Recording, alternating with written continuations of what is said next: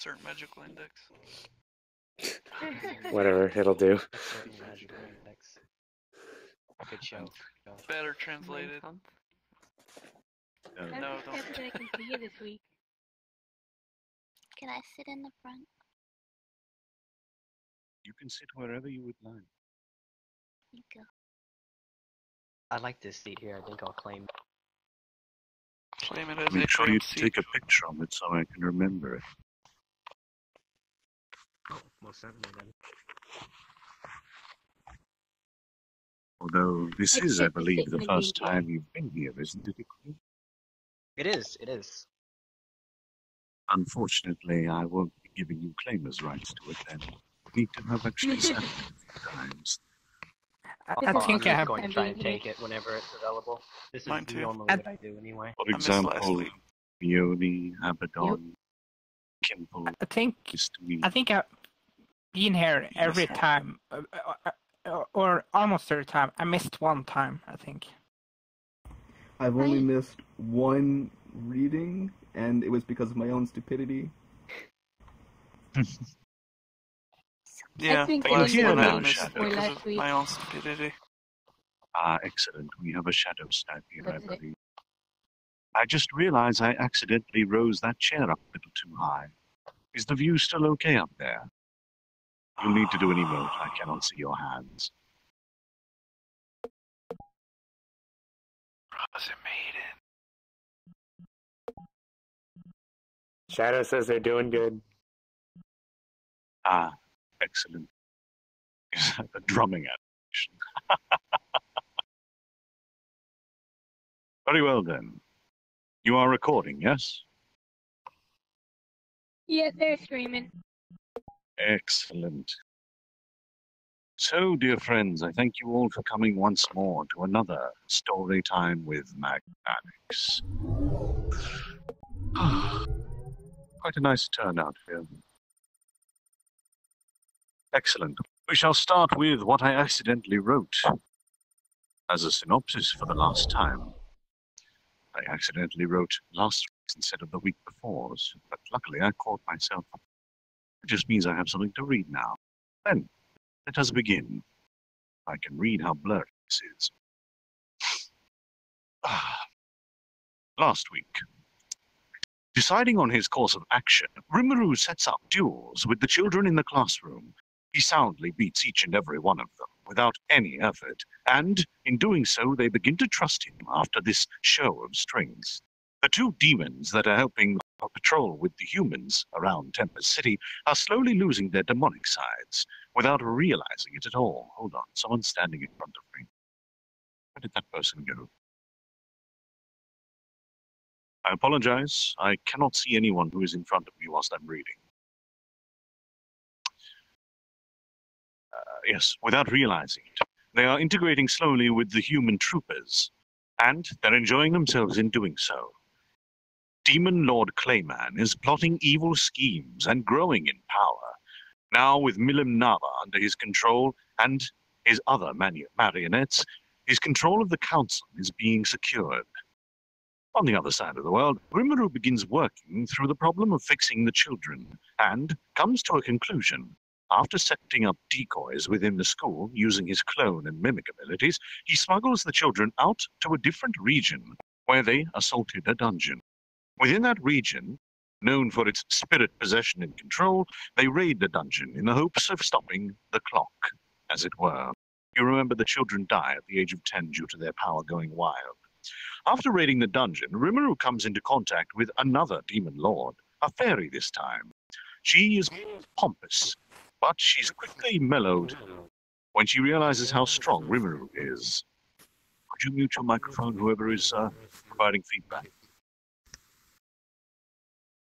She assists Rimuru in curing the children, and each one of them is bound with different spirits, light, dark, fire, and in one case, it is thought time. The children are saved. Now they have the rest or the remainder of their lives to live and enjoy. And that is where we left off from all memory. Did I get that right? Someone said they recently watched it and it was left on a cliffhanger. Yeah. Excellent. Then, let me swap over to the ebook reader now. That's Discord, not the ebook reader.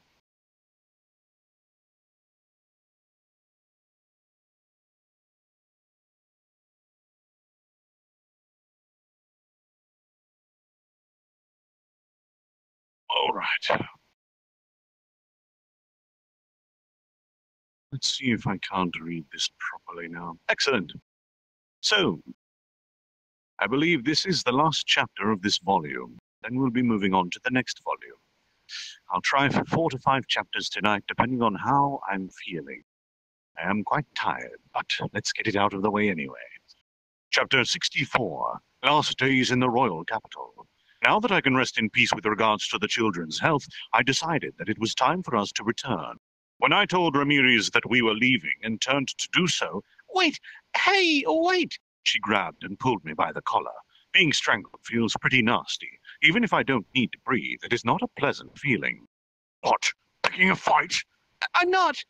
I helped you, so shouldn't you show your gratitude somehow? Of course, your appreciation is thanks enough, but as a fellow person? Right, my bad. I'm not a person after all, so I'm off. I quickly retorted. What? Wait. Hey, you know, we're in trouble. Because you destroyed the golem, we lost our guardian. Look at us. We're all kids here. Really weak, you know? Therefore, we're in trouble. Can't you do something about it? Silence. What a pain. I could simply say, you reap what you sow. But it is true that I was the one to break their guardian. Why did I have to vaporize it without a trace? Well, I guess it is true that I went too far there. Even though demonic steel is excellent against demonic abilities, it, as every other metal, has a melting point. So it's not a surprise that it melted. In the first place, I did think that with Great Sage Sensei, I would be fine regardless. And that's how it turned out. I really should have dropped the output a little bit. Now then, in place of the golem, someone's requesting an invite. Sorry. Now then, in place of the golem, I could compensate them with demonic steel, but I feel that would be a waste. Just imagining how much I would need to give to make a golem that size makes me dizzy. Should I make a human-sized doll and have the spirits possess it?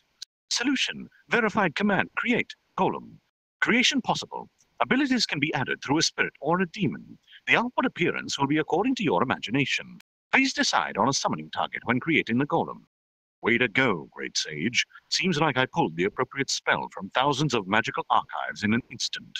A relatively simple magic, summoning magic, I first saw during the adventure exam, and have been analyzing it ever since. So, all I need to decide is whether to use a demon or a spirit. A spirit, as the previous cases have shown, tend without a personality. Tend not to have a personality. So a demon, frankly. Though their name makes them sound like a backstabbing bunch, they aren't like that at all. Yay, it turned the page. Thanks to the summoning contract, they cannot betray the summoner. Well, as long as it is reasonable. Any request beyond the original contract annuls it. Such an act testifies that the parties involved are not satisfied with each other. But I guess it's wrong to label demons as evil just because they are demons. So, let's make a golem using demonic steel and summon us a demon. Frankly, I should be able to make an item far stronger than any A-ranked monster around. I got it. You're noisy, Rami-chan. Listen up. I'll make you a guardian, so no more complaints. As compensation, teach me a bit about the ghost researchers later on, okay? Grandpa Kaijin in my city is deeply curious about them. He was working on the ghost researcher golem before, you know. That's no problem. I'll tell you about them anytime. What kind of golem will you make? A stronger one than the one I defeated. Seriously? You're so nice. I guess. Oh, I'll make it, but you can't use it for evil deeds or anything. I'll play a master lock on it so that it's only usable for your defense. Okay, no problem. But we can play around with it in here, right? As long as it's in here.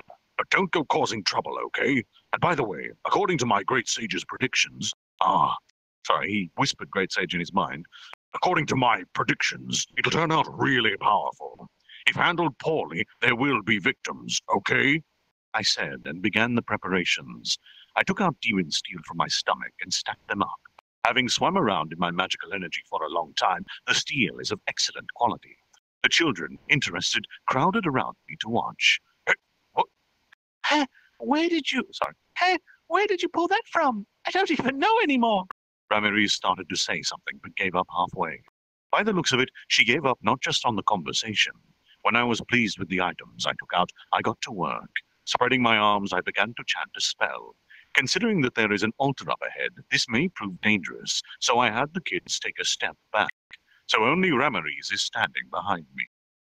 Now then, I hope it succeeds, but I'll be happy as long as it doesn't rampage. I've used up quite a lot of power to alter the spirits. In an answer to my chant, a magic circle began to form on the floor.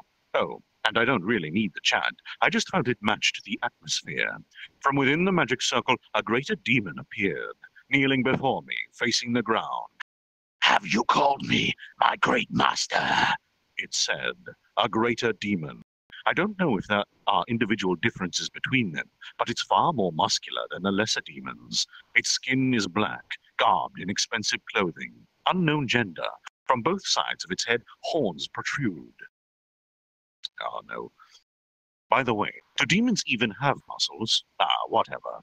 Yeah, I have called none other than you. I want you to possess the golem I will make. Payment is my magical energy. The length of the contract is... I look at Ramirez for an answer. 100 years. In 100 years, I will finally grow up, is what she said. Length of the contract is 100 years. Afterwards, you can keep the body or throw it away. How about it? Had I said something like, defeat the one before you, the contract would have been annulled. Anyways, what a troublesome thing the length of a contract is. When nearby, I'll have to refill his magical energy supply and make sure he doesn't try to reincarnate. And as long as I watch over this being, I cannot summon another.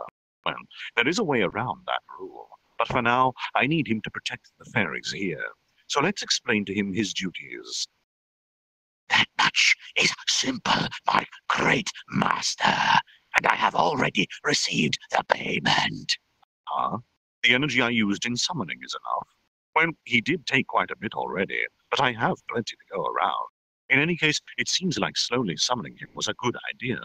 As a result, he shows due respect. Had I offered little energy in the process, it might have tried to kill me, but that kind of thing can be fixed with a proper contract. Just to be safe, let's make sure we properly summon things and go make proper contracts in future. Well, the contract portion aside, all that's left is the golem. I start working on the demonic steel. A doll necessarily uses spherical joints. That much cannot be avoided. But surprisingly, it's coming out just as I had imagined it. In my previous life, if I was jealous of my friends who could make figurines from scratch... I was jealous of my friends who could make figurines from scratch. Unfortunately, the best the clumsy eye could do was put together a model. However, I have changed. Thanks to great sages. Correction. It's coming out just as I had imagined. What's he doing? Ramirez peeked over my shoulder and started making noise. This is amazing! What skill! You're seriously amazing, you know? Can you really make such a thing move? She was very excited, but even I, the creator, hadn't believed I could make it with such precision. Chances are, the fact that I am using pure demonic steel allowed me to shape it as I wanted. The greater demon, looking from afar, upon realizing that it is his body in the making, showed a face of pleasant surprise. Probably. I can't actually read demon expressions too well. Wonderful, as expected of my master. Honestly, in order to move the golem, all that is needed is to direct magical energy into the joints. Should that be done, the golem will move. What a wonderful body has been made for me. Since he's happy, I guess the body fits. After taking the demons and Ramirez's requests into consideration, I finished the golem. I made the face look like the mask I always wear. The golem was as large as a human, 180 centimeters tall to be precise. For the large greater demon, it must have seemed tiny, but I guess that wasn't a problem. Thus, I successfully finished the golem. The greater demon was able to possess it without any problems. By the way, the melting point for most rare resources is around 5,000 degrees. Demonic steel can withstand temperatures of up to 9,900 degrees. Furthermore, it can regenerate. In a word, It is superb. So honestly, destroying this golem will prove really difficult. How do you feel? Yes, wonderful. My overall strength has risen. Compared to incarnating into a monster or a human, the raw power aside, defensive abilities are far superior. How wonderful! This is an amazing body, he reported after verifying the body's abilities. In order to stay in this world, a demon needs a body. Animals and monsters are often used to that end. Instead, I gave him a magically created doll, but that doesn't seem to have caused any problem. Perhaps he recognized it as a monster. After thoroughly investigating the body, he faced me on his knees, and I hope to prove my usefulness to you with this body. After I have protected the fairies for 100 years, please allow me to serve under you, he suddenly said. 100 years from now, will I be alive then or not? I myself don't know. Would I even be alive then? Ha! Ha! Oh, what a good joke. What could a mere 100 years do to someone of your caliber, my master? If you only promise me this, I will never bother you with another payment again. That being said, just how long is my lifespan? I haven't thought much about that. Whatever. However, he seems very attached. Am I predisposed? Okay. Am I predisposed to being loved by monsters or something? Now then, a name. I don't have much energy remaining. Judging by previous cases, a high-ranking monster will absorb a lot of energy. And this is a great demon, and a high-ranking one among them. If anything, he's at least ranked A-, but with a body, he's definitely at least the A rank. So considering all the demonic steel I used to create the body, he's way over the A rank. It should be fine, right? I still have over 40% left after all. Eh? All right. In that case, you shall be known as Beretta from now on. I accept your loyalty. Your first job will be to guard Ramaries and the fairies for 100 years. I expect your best effort. I bestowed upon him such a name. His beautiful form reminded me of the famous weapon, and then my energy was sucked out, but this time I had endured it. Barely above empty. This guy managed to absorb 30% of my energy by himself. That is a lot. And after being named by me, he started to evolve. Seems like the time until evolution starts has also gotten shorter. He first formed into a circle, but then chest, head, hips, arms, and legs formed, along with a face, looking just like a human, a genderless human.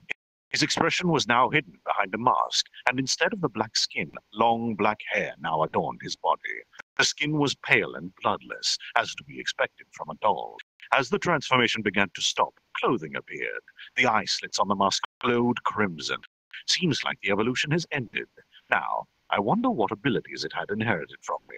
Its appearance has become very human-like. Seems like the body was perfected along with the evolution. And what a beautiful body it had become. But the expression that was hidden by the mask was not of a sympathetic being, but a doll of destruction.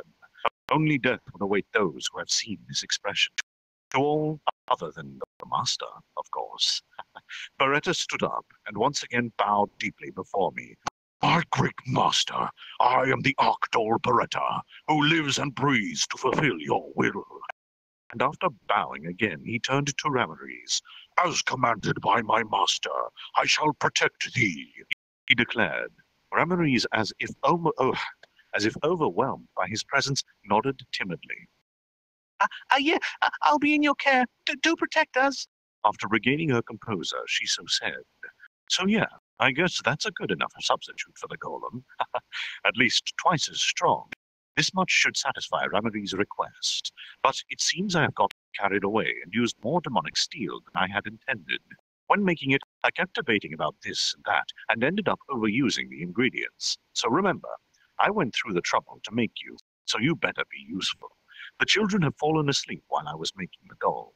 Their lives that were filled with tension and fear till now have suddenly become relaxed. They held well up until now, and can finally rest. So, they are sleeping happily, using Ranga as a pillow, and if I think about it, though I don't need sleep, the children certainly do. As they say, you sleep well, you grow well. So let's wait until the children wake up. Until they do, I also rest up. Thus, after creating a guardian for the fairies, we left the spiritual dwelling behind. The children have obtained a spirit, their bodies have stabilized, all problems solved. Or so I thought. Dun dun dun dun. Excellent. As per Yuki's request, 3 months have passed. I have many times discussed the children's future with him. We have considered having Tempest take custody of them, but figured they need a better learning environment. Besides, they are currently in a school with many excellent lecturers. It's also a place where they can study magic. Moreover, they themselves have chosen to study there. They had thought that I'd be staying with them, so they cried when I told them about my departure. I'll come visit you for graduation, I promised them. Of course, we'll throw a party. Though living next to the church may restrict their freedom, as they are now, they'll easily deceive the church. The magical power no longer leaks and has stabilized around normal levels. Nor will people with analyzing abilities be able to discover them. I had asked Yuki about that once. At least 3 years from now, when they think the children dead and buried, they should be safe. If they stay patient for 3 years, they'll be able to depart on their own. For now, as long as they cover their faces with the mask, there shouldn't be any problems. Yuki has many times asked me how I had saved them, but I decided not to tell him. To him, the children seem as nothing more than normal civilians, and that's as it should be.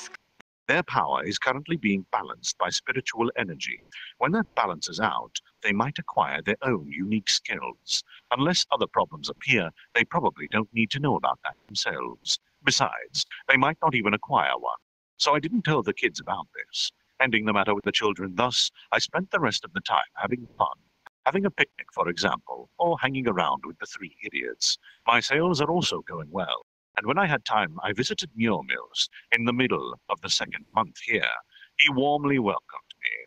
Thanks to my evolved ability, spatial travel, I can immediately transfer to a place I had visited before. It is far faster than Shadow Step, and using the gold I received from him, I bought some magic stones from Yuki. Thus, our research will see some real progress soon. So doing this and that, the 3 months in the royal capital had passed. On the day I set off for home, I left the crying children and the royal capital behind. It felt short, but I lived quite a while in the human city. Though the incident with the children was troublesome, I was able to bond with them as a result. I had never thought that I, who had become a slime, could befriend children like them. And I made a fortune with the sales. I had once returned to the city to see lots of adventurers crowding our streets, so everything is going well. No, everything was going too well. In this world, jealousy and envy, the feelings of a loser, creep into one's heart when you least expect it. I had planned to live without ever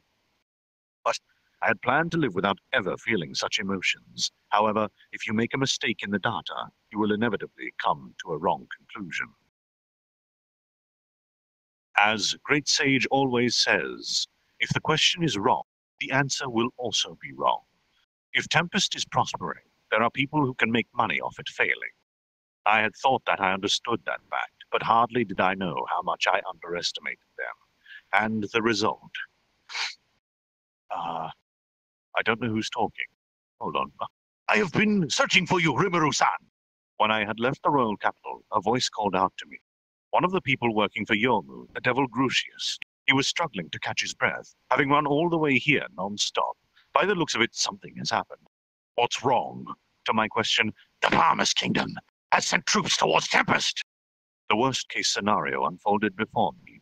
Happy events are often accompanied by terrible ones. Is that it? Even so, this is the worst possible scenario. I had immediately decided to return to Tempest. Will you come with me? When I asked, as if something had happened to Yomu's group, Grucius gladly took me up on the offer. I began rapid transfer. Thus, together with Grucius, we tried transferring to Tempest. ... Since being born into this world as a slime, I have lived as I had always wanted. I have met and spoken with some world travelers. While I was busy fulfilling trivial desire, a great storm loomed over my city. So even though I succeeded, I had also failed. As a civilian that I was, I hardly had any practice in predicting the political machinations of countries. Hence, the result. The gears of fate spun nefariously, leading me closer to my fate. The era of peace has now passed, and the time of war has begun. And that is the end of that volume. I will post the art from the volume next week in the foyer. And now we move on to the next book. Well, I say book, small volume. Starting at chapter 65. Let me see if I actually have water. I don't remember if I went and picked any up.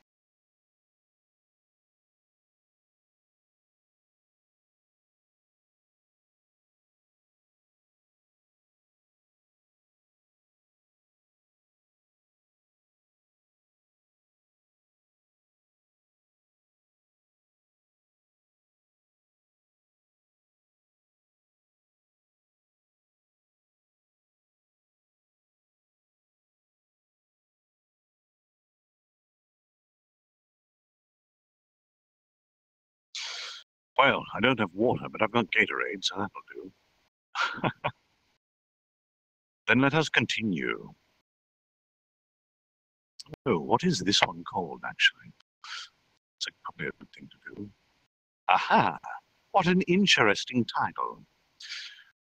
We now begin the next arc, called Birth of a Demon Lord. Chapter 65, Prelude of the Disaster. King Oderim... What? Hold on. Edo Marisu. King Edo Marisu of the Farmers' Kingdom frowned as he received his report. There have been changes in the trade status quo surrounding the Farmers' Kingdom. Originally, the profits and losses of trade will take up to a year, or even longer, before it's certain. But this time, the changes are much too abrupt. Due to its location, the Farmers' Kingdom can be considered as the main trading partner of the Dwarven Kingdom. Without the need to traverse hazardous terrain, it is advantageous for direct transactions. Therefore, a great deal of profit was earned by selling the imported goods after implementing high taxes. But simply selling goods to foreign kingdoms is hardly enough to be satisfied about. If the imported goods were to be solely sold within the country, withholding foreign trades, that would further increase profits. And such a decision was made after listening to the advice of the Minister of Economical Affairs. As expected, at first there was an increase in the number of adventurers into the country, plus the sales and revenues also increased. But in a month, sales started to show signs of recession, and an investigation of the cause was immediately ordered. The damages are not only limited to imported goods. Foreign merchants who came to buy goods and adventurers who came to stay disappeared altogether. Adventurers staying in the city affect the revenues of shops and inns, making this situation something that cannot be ignored. This isn't a problem one can afford to simply wait and see. When their report was brought forth, it was a shocking one. It seems like a new city has appeared in the Great Jura Forest. In addition, it's inhabited by monsters. And that's the situation. This is simply absurd. When Veldora disappeared, the spike in monster activity had been a cause for concern. Many monsters live in the Great Jura Forest. Comparatively, the threat level of the monsters have been relatively low, even though there are monsters that exceed the B rank amongst them. Making a town in such a dangerous place, how much combat force is required? Even defending the surrounding villages and towns within the monster habitats requires a lot of tax money invested into it. Moreover, monsters living in a town is an unprecedented phenomenon. So, thank you, Discord, for blocking the house. This is a phenomenon of monsters founding a country. Who could possibly believe this? However, there were reports of goblin tribes evolving into a human-like physique, figures that looked like orcs and whatnots. In the report, they've all evolved into the species called hobgoblins. By now, the goblins are already quite close to humans, even engaging in business while speaking the human tongue. That's not all. There are also orcs and high orcs with knowledge and techniques of organizing work corps to establish and maintain roads. This is an absurd story, no matter how one thinks about it. How many years would it take for even a single individual to evolve? Of course, due to the magnitude of the subject, this is something that must be dealt with immediately. News about an entire group evolving, this is something that is unheard of for centuries. Of course, I didn't doubt that the spies would lie, but that's not the problem here. The main issue is a city has appeared out of nowhere. directly through the Great Jura Forest, with a route directly connecting the Dwarven Kingdom and the small country of Bramund, has formed. Moreover, the safety of the trade route is guaranteed. This is something that can't be neglected. After all, if this trade route is permitted, the geological advantage the Farmer's Kingdom possesses is lost. For the Farmer's Kingdom, which mainly relies on trade for income, this is a matter of life and death. Due to the neighboring Dwarven Kingdom being an excellent industrial kingdom, thank you, the local level of industry is low. There are no local specialties, and there aren't any resources able to be processed. The local agriculture is at a level when the people wouldn't starve, but the tax gained wouldn't be enough to cover the national spending. Tourism and trade being its main pillars, it's a country where tariffs are high. Until now, thanks to the threat of Veldora posed, the trade route through the Farmer's Kingdom had made it prosper. The disappearance of Veldora after 300 years was not predicted. Thus, measures for the future as a country hadn't been well looked at yet. Now then, what happens now? Next page happens now, please. There isn't anyone who could answer the king. Currently, in a place where an emergency meeting conference commenced, similar reports are announced to each member. The people gathered here are all upper-class nobles involved in the management of the state, whose wealth is deeply rooted to the central. Everyone present knew more than anyone that if the kingdom couldn't secure its benefits of trading with the Dwarven Kingdom, the national power of the kingdom would fall. Although no one answered, there was an answer. Although no one answered, there's an answer. However, whoever says it will have to burden all of the responsibility. Adding that to the equation, this isn't something that could be said. Let's invade and destroy the city. Those are the words. Even with the collective effort of the country, the most number of troops that can be mobilized is on a scale of about 100,000 people. However, against an evolved monster, an ordinary soldier is useless. A trained knight or a mercenary will be necessary. This isn't a war between humans, after all. If you want to mobilize to defeat the opponent, this isn't something amateurs can handle. All they want is to avoid increasing the amount of people who will die in vain. So, out of the 100,000 soldiers, those with actual combat experiences via skirmishes number about 20,000. Mercenaries make up the majority of that number. The knight belonging to this country is at 10,000 at most. This number includes all of the knights in the region. When it comes to those who will actually rally to the king's orders, 5,000 at most. The numbers in the monster's country seem to amount to around 10,000, but there might be some away doing construction. I'm breaking the story for a moment. There is a picture of the guy who says surprise. And it says irony. There's about 165,000 monsters. Back to it. In addition, if you consider a 1-versus-1 scenario, you'll need to factor in the quality of equipment.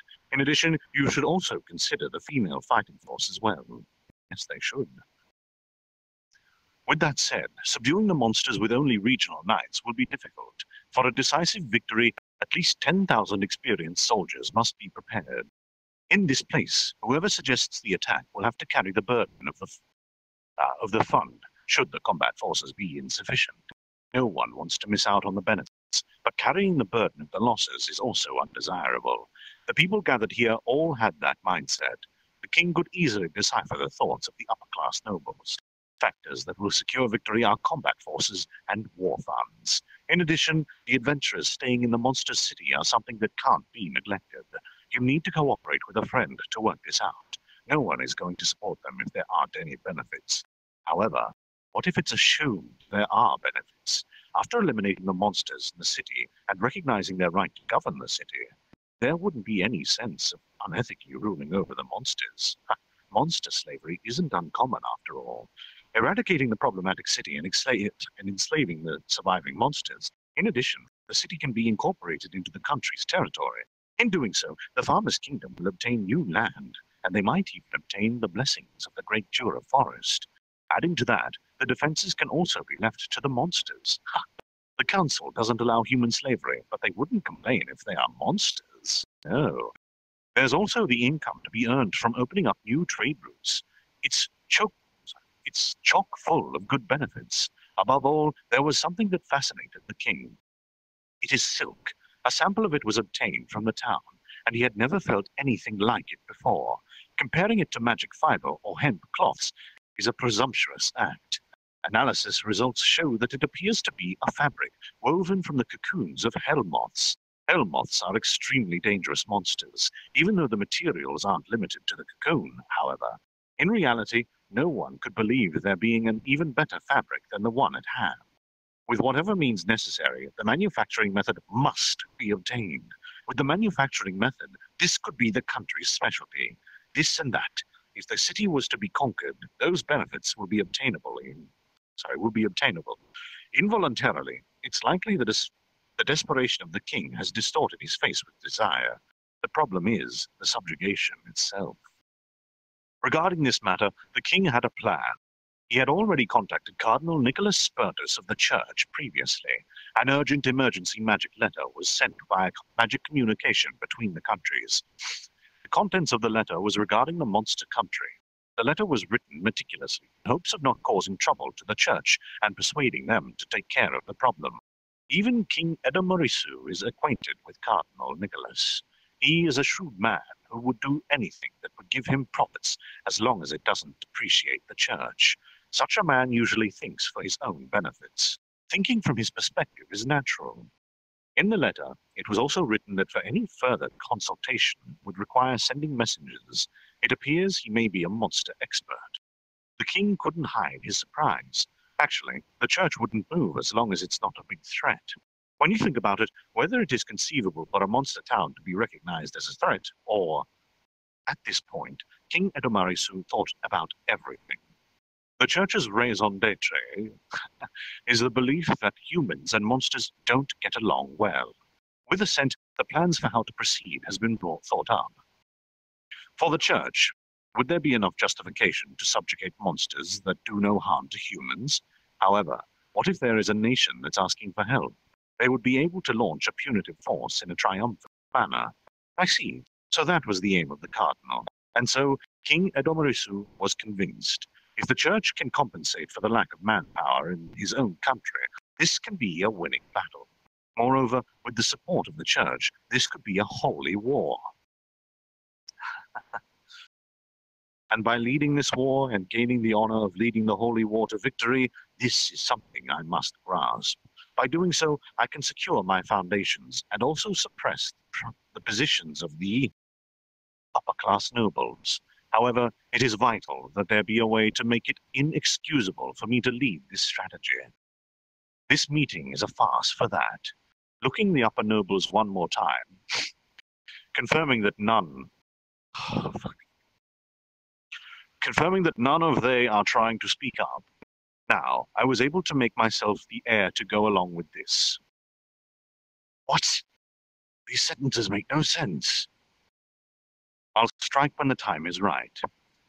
Although I wanted to ask each lord if the burden is too much, and I said that as I wanted to discontinue my words.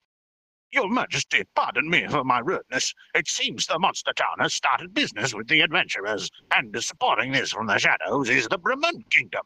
If that's the case, if we were to attack the city, the neighboring countries will not look kindly upon us. That's right. Moreover, they have the support of the dwarven blacksmiths, and are now polishing their own technology. If we rallied our troops, the eyes of the neighboring countries will also be watching. Two nobles stated their objections. Marquis Muller of the Farmers' Kingdom is a part of the noble faction with Earl Herman as his follower. The king wanted to click his tongue, but he endures. Oh, then what do you propose we do? Thus I asked the two men. Even with the other countries watching, when we got the church's backing, I can come out with a bang. However, if I tell them that here, the benefit-seeking nobles will be interested in the subjugation and will strive to lead instead. That town will be under the direct jurisdiction of the king. The wealth that will be generated in there's no way he's going to divide it up with the nobles. The two people who were asked looked at each other. Oh, why don't we send a messenger? If we communicate with that city, the menace of the monsters will recede. Certainly, we can have benefits from short-term trades.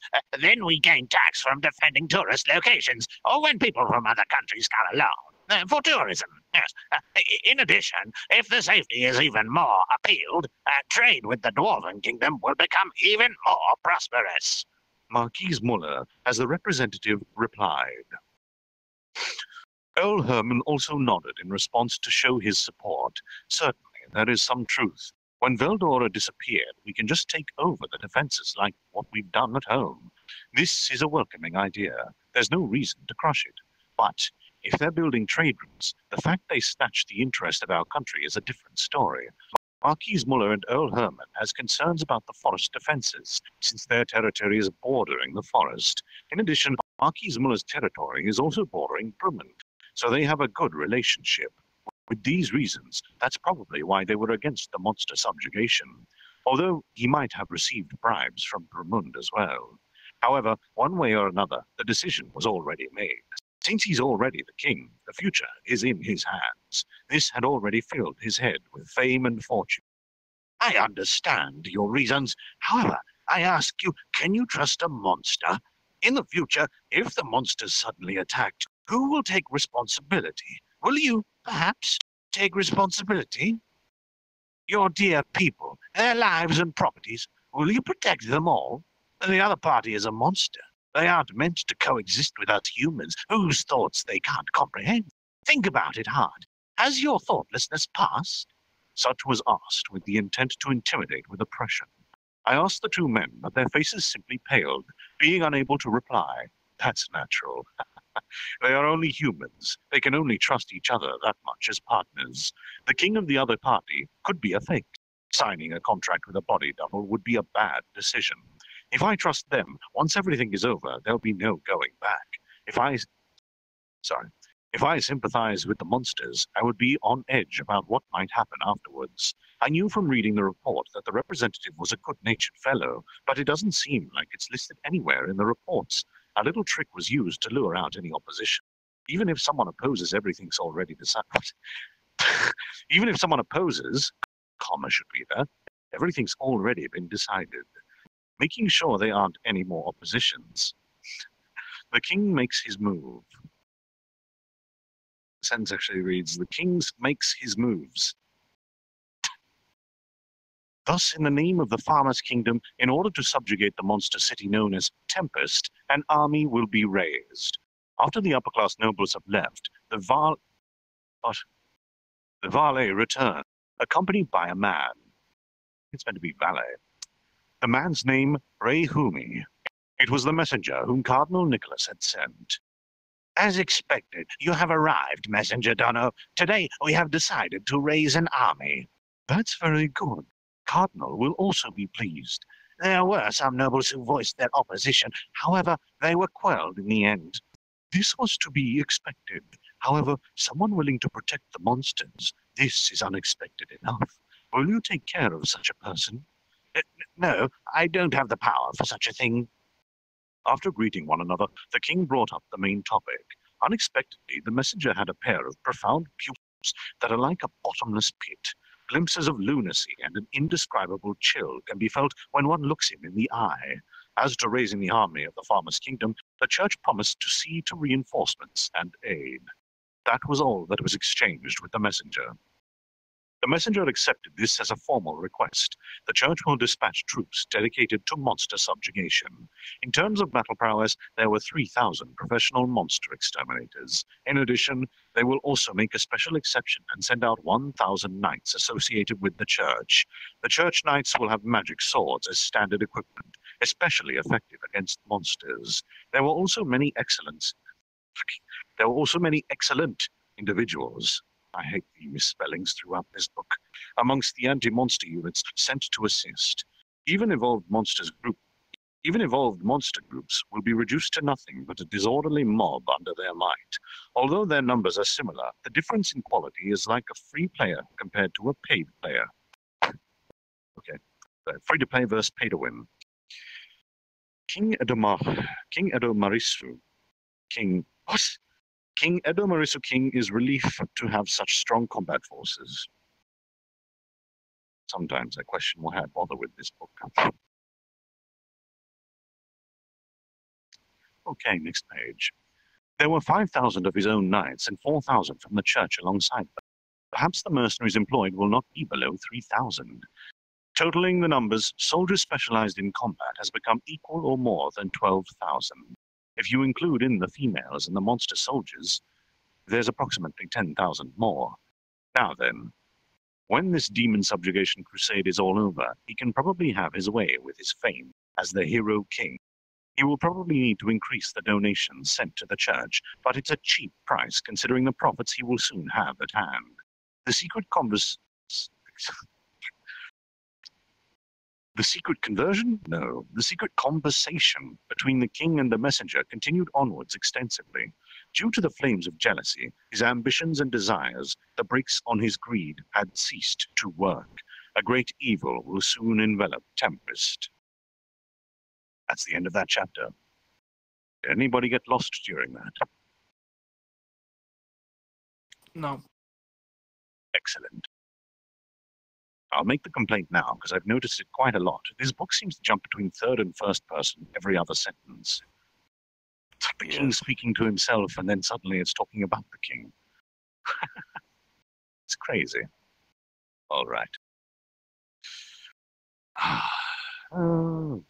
Yes, I will. I will grab a drink.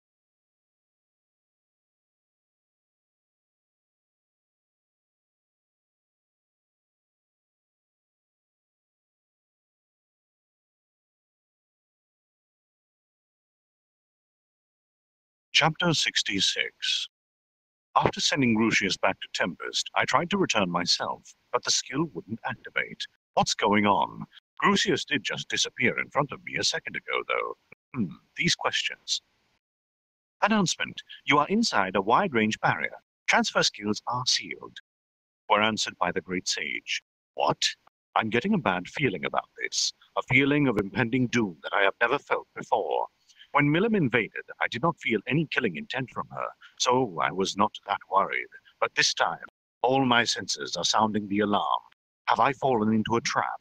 I tried calling for Ranger from within my shadow, but he did not respond. Seems like this barrier has completely isolated me from the outside world. So it seems that I can neither call for aid nor escape. The feeling of dread led me to set up some things as insurance. At least I can still use my skills. Announcement. You are inside a wide-range barrier. All magic energy manipulation abilities have been sealed. What?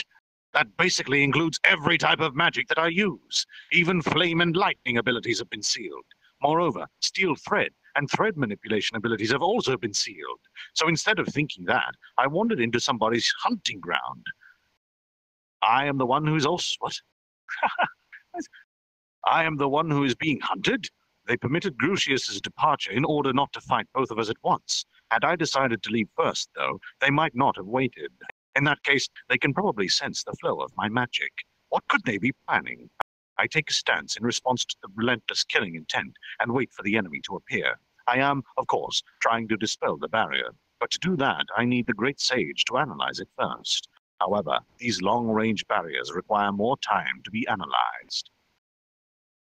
In other words, I'm in a bit of a pinch. This was the first time I felt my heart beat faster out of anxiety.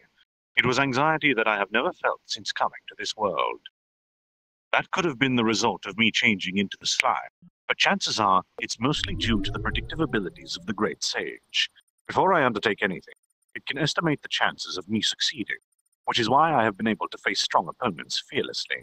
Though they were strong, I could predict the outcome quite easily. On the other hand, even facing certain defeat, I did not feel anxious. If I can't win, I shall just run away. If I can't run away, let's at least punch them once.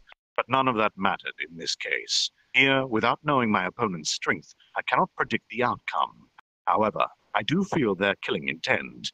I don't know whether I can win, and I cannot run away, nor do I know how many enemies I am facing. A few humans would be needed to set up a barrier this large. However, heat perception is detecting only a single body approaching. Magic perception is not responding. So if I turned into a slime, I would be essentially blind. In other words, I have lost that amazing perceptive ability and cannot view the entire battlefield at once. The moment I was caught in this barrier, my chances of winning have fallen significantly. However, to go out of one's way to seal an opponent's abilities. So it's possible to fight like this. Moreover, the enemy doesn't even realize that they have been separated from the outside world. Clearly the work of someone who professionally hunts monsters. Chances are the barrier is at least 4 kilometers wide. Its boundary is completely outside of my sight. Their meticulousness is terrifying. Just who would do this? And why are they hunting me? When I thought that... I don't know who's talking, so I'm going to guess. Pleased to meet you, should I say? Though I won't know you for long. A single person walking towards me threw such words at me. I thought so for a while now, but I feel like I've seen her somewhere. A nostalgic feeling when looking at her. It will go to the next page. That would be good. Yes. Come on. It'll be a drop, goddammit. She has beautiful, glossy black hair at about shoulder height, with the left side swept back, and the right almost covering her eye. She wears small, round glasses, which could be described as her defining characteristic. I wonder if she wears them out of fashion, since her eyes don't seem particularly bad. She wears dark clothing that's easy to move around. However, by the quality of it, the clothing is clearly made for ceremonial occasions. Rather than a skirt, she wears pants. Her body is bound by a robe, the kind the clergy wear, dyed black. Though I am a fan of black myself, hers is an unnatural fascination with the color. Her eyes, cold and cruel, display profound wisdom. Other than the cold glare, she can only be described as beautiful. Pleased to meet you, but you have some business with me. My name is Rimuru. Could there be some misunderstanding here? It's probably pointless, but no harm in trying. She clearly has targeted me. There's no way she made a mistake. But even so, I'd rather not get killed because of a misunderstanding. Of course not. There is no mistake here. Master of the Monster City, you know, it's a bother. So I decided to crush it, which is why your return would be a great inconvenience. You understand, don't you? Without any hesitation, and as if bored, she explained herself. Ah, I see. Isn't something I can just say here. But how does she know that I rule over Tempest? Why do you call me a monster and some monster city lord? I'm just a normal adventurer. Can't you see? Huh? Are you playing dumb? Well, it's no use. I have my sources. I won't tell you who, of course, but this much I'm certain about. There are many eyes in the royal capital. You should be more prudent with your secrets. An informant, she says. I have no idea who it could be. I would have noticed if I were being followed, and I was careful with my contacts. One second. Ah, bugger. The cable's fallen from the ceiling. My chair just rolled over it. Ah.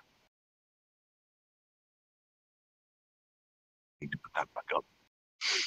I don't get it. Well, I do understand that she's out to kill me, though. This is really bad. She is armed with a rapier hanging on her hip. She isn't wearing armor and appears rather carefree. I can't feel the presence of anyone else around.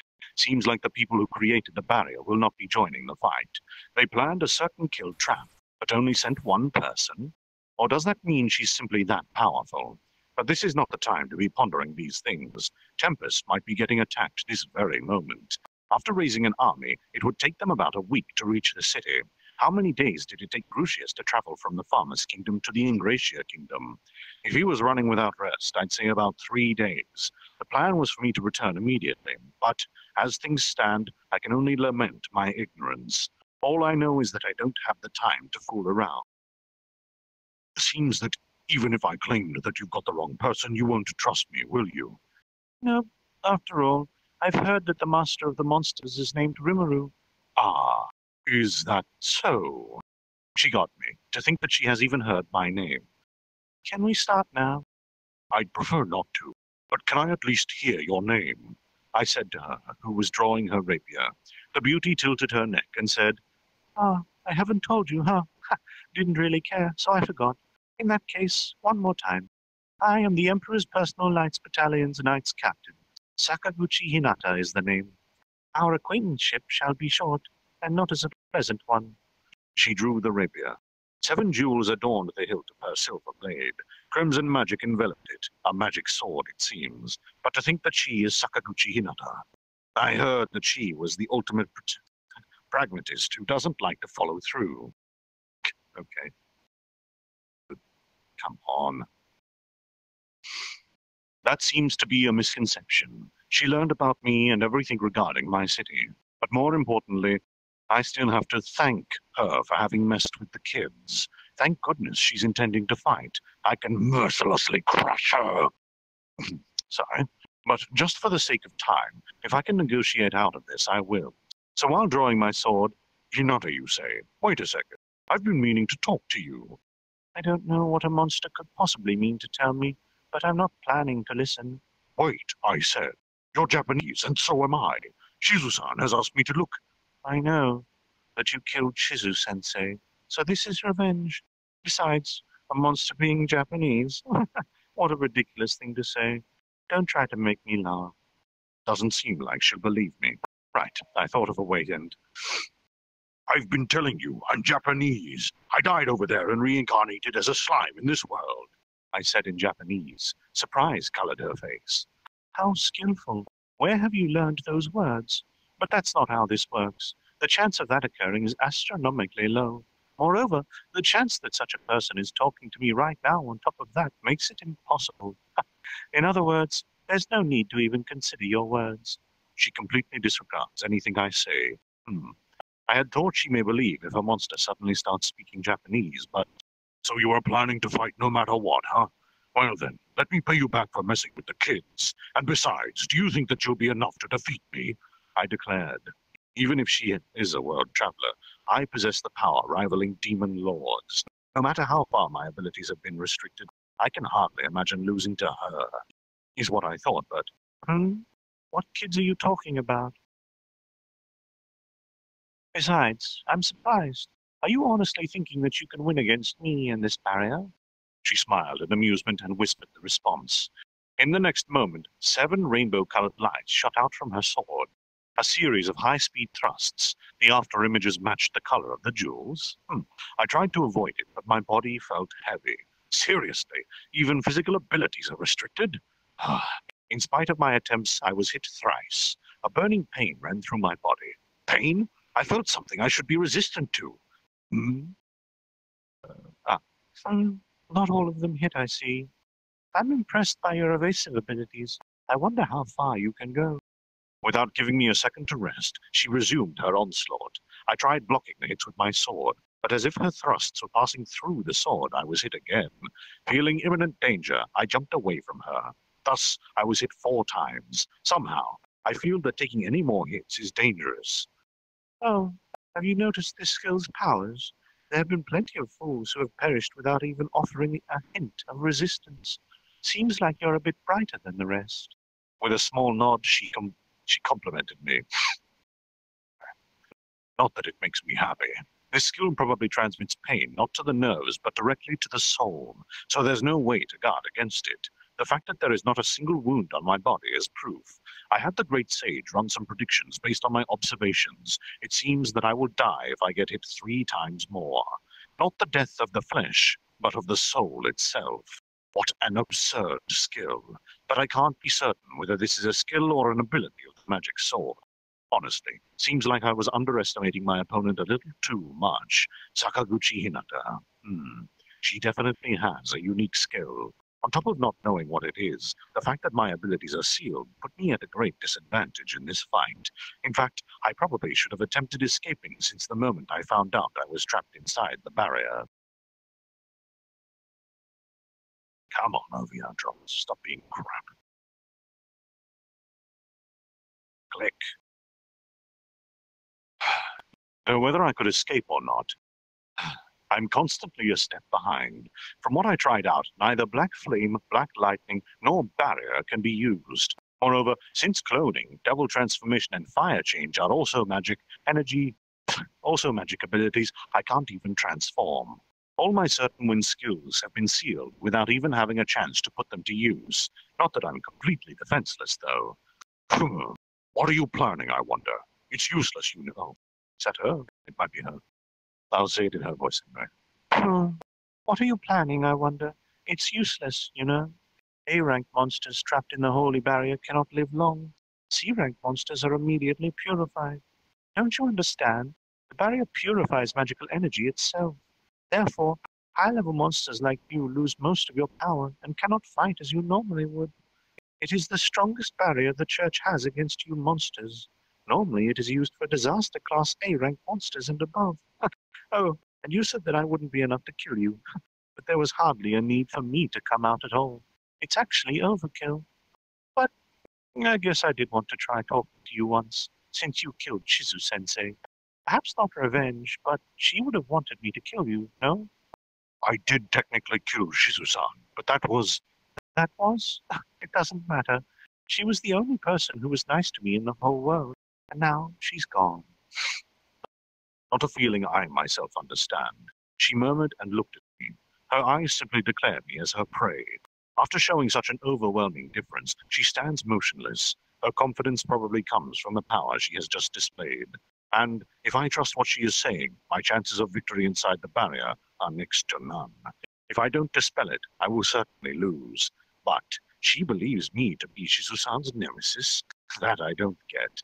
Since a while ago, something about her conversation seems off, but there's no time for that. If anything, I mostly worry about this barrier can only be created by holy knights, so don't worry about the one. What? Ah, okay. This barrier can only be used and created by holy knights, so don't worry, the ones sent to your city cannot use it. But creating a weak barrier is part of our curriculum, so they will create a weak one. Before long, you'll lose a place to return to, you see? Not that you'll be able to return. As I thought, if they use such a barrier to attack Tempest, my friends would be in danger. They are an opponent we must immediately crush, but how unexpectedly annoying they are. My only option is to use attacks that don't use magical energy. That is, the sword and unique skills. Her sword hand is superior to mine. My physical strength is slowly falling, that much is true, but she hasn't shown her true skill yet either. I don't want to believe it, but I feel the same pressure from her that I do from Hakuro, which is why I have to depend on unique skills to defeat her.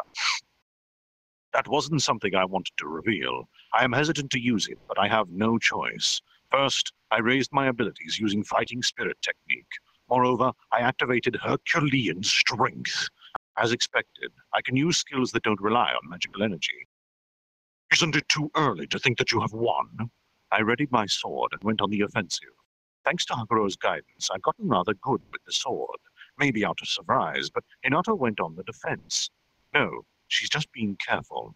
Her eyes, they are the eyes of a chef looking at a fish on the cutting board. That's no surprise. She's analyzing my attacks and looking for a weakness. Nor is that pride. She looks uninterested, as if doing her job. Nor were her previous words fueled by pride, but by raw calculation. That sending her against me is overkill, is mere truth to her. She was not looking down on me in the slightest. Even now, as she observes my movements, she is making predictions. To my superior speed, she is offering the perfect response. This feels as if I were fighting the great sage instead of her. When she received a hit from the sword, strengthened by Herculean strength, I understood. The overwhelming difference between us. Why was there a paragraph break there? Though the tip of the sword has almost reached the speed of sound, she has yet to be wounded. She is able to perfectly read my attacks, and in order to do that, you'd have to be as proficient as Hakuro. The second I lost my balance, she landed 2 more hits with deadly precision. Oh, is this the end? But yeah, being able to move that well in this barrier is commendable. Honestly, I look down on you, but even now, you can't win against me. You've held up well, until now, that is.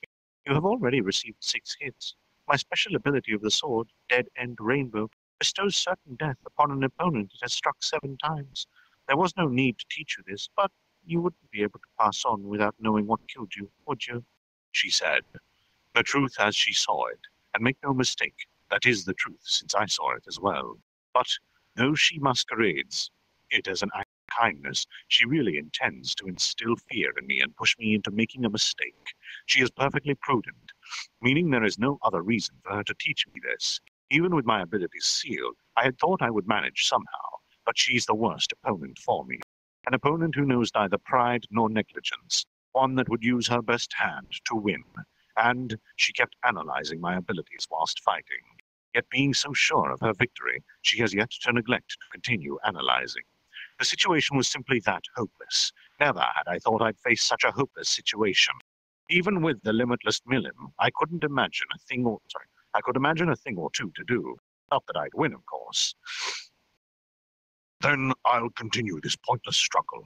I am not so obedient that I just roll over and die when asked. I respond, and try something I have yet to use. That is, spirit summon. Spirits are something other than magical energy. While I cannot summon a spirit without making a contract, I can call forth the one resting inside me. Solution. The high spirit Ifrit has been separated from the shapeshifter skill. Seems like it was a success. I could allow this spirit's skills to change, resulting in various types of magical abilities, but not this time. The reason is, I fear it won't reach her. Unfortunately, she is not the type of an opponent to fall for petty tricks. If I don't go all out in one shot, I cannot win.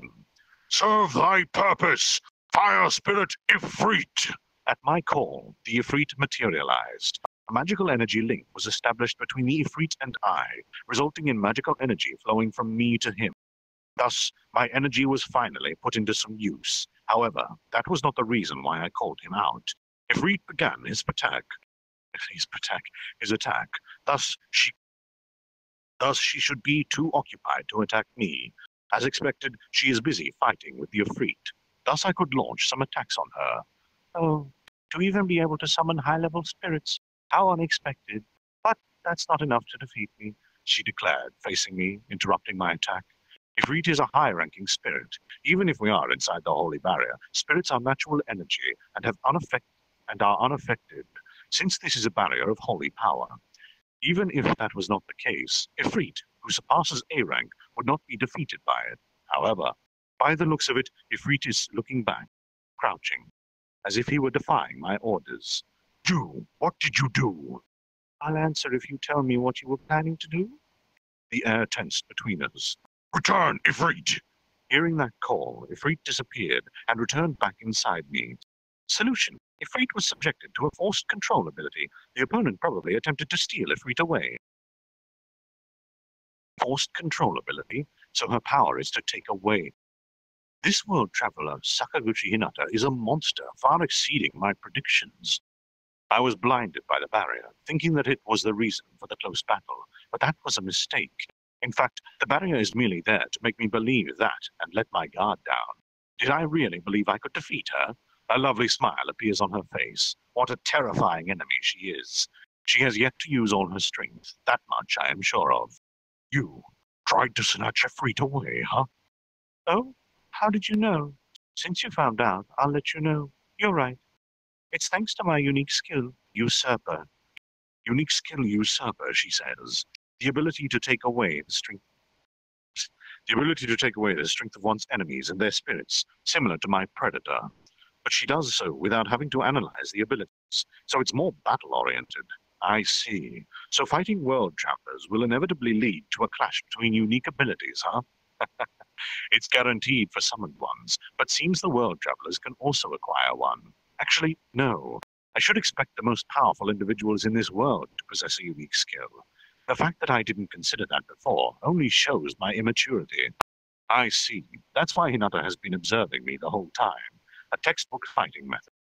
Just shows how much more fighting experience she has. While I am unsure whether her ability is superior to mine, her use of it probably is. I can't win without betting my very existence here. However, I will lose after taking one more hit. She even so easily crushed my Ifrit trump card. So I have only one thing left to do. It's not something I want to use, but I have no choice here. I have no idea what will happen as a result, or whether it will reach the barrier, but I have to try. Hinata, we have yet many things to discuss, but I don't have enough time. I'm sorry, but we'll have to settle this next time. Sounds like a bad movie villain. Still haven't given up. Well, be my guest. Rest easy. The last attack will be on a completely different level of pain than the rest. She looked at me one last time. Oi, I leave the rest to you, great sage. Understood. Order has been received. After confirming the situation, I will execute command. I am impaled by last attack. Die. Dead end rainbow. Awaken, gluttony! After shouting that order, my consciousness fell into seeming endless darkness. As if falling asleep, I fell unconscious. There. Starting to lose the ability to speak. At the same scene change. No, it's still the same scene. At the same moment as the rapier pierced Rimuru's flesh, gluttony awakened on command. The awakened demon stared at the rapier stuck in his flesh, and began to change. Hinata quickly noticed Rimuru's change and was on her guard. She felt the sword grow heavier in her hand. For some reason, she decided to let it go. Little did she know that this decision saved her life. A pale blue light enveloped the rapier down to the hilt. In front of her eyes, Rimuru began to change, but collapsed without taking a form. After all, the barrier prevented any kind of change caused by magic manipulation. Transformation was included in that list of abilities. But that being didn't care. It moved towards her formless. Formless, while swallowing everything in its wake. Dangerous, Hinata felt. It's hard to believe, but it's absorbing the very environment. Had she been a second late releasing that sword, she would have been swallowed whole already. But it kept targeting Hinata, moving on sound, heat, and smell alone. Unbelievable, she murmured. In the first place, Dead End Rainbow is as advertised. It destroys the opponent's soul after 7 hits. Nonetheless, this being will not die, as it does not have a soul. Since coming to this world, she has discerned the 3 layers of souls. The soul, the source of power for humans and monsters. Cloaking themselves in their souls, the most brittle existence, the astral bodies, establishing themselves in power, spiritual bodies. Those who have a direct connection to this world, material bodies. The soul is the entity itself. There is no being outside of it. Any kind of consideration requires the presence of an astral body. Of course, should it be based on astral body alone, the being will dissipate into thin air. So a medium to record the memories is needed, the spiritual body. However, spiritual body preserves kind of like... This is so poorly written. However, spiritual body preserves kind of like virtual memory, hence cannot serve as a permanent medium, hence the flesh. So for those with tempered souls, should they even sustain brain damage, recovery of certain memories becomes possible, and there are monsters who live with only a soul. That kind of being, however, is inferior to the rest. But even if it is but a soul, should it obtain some level of intelligence, it will be recognized as a monster. These are what the world knows as the 4 dragons, the highest form of being. But even this special race requires a soul. This makes no sense to me. I'm just going to keep reading.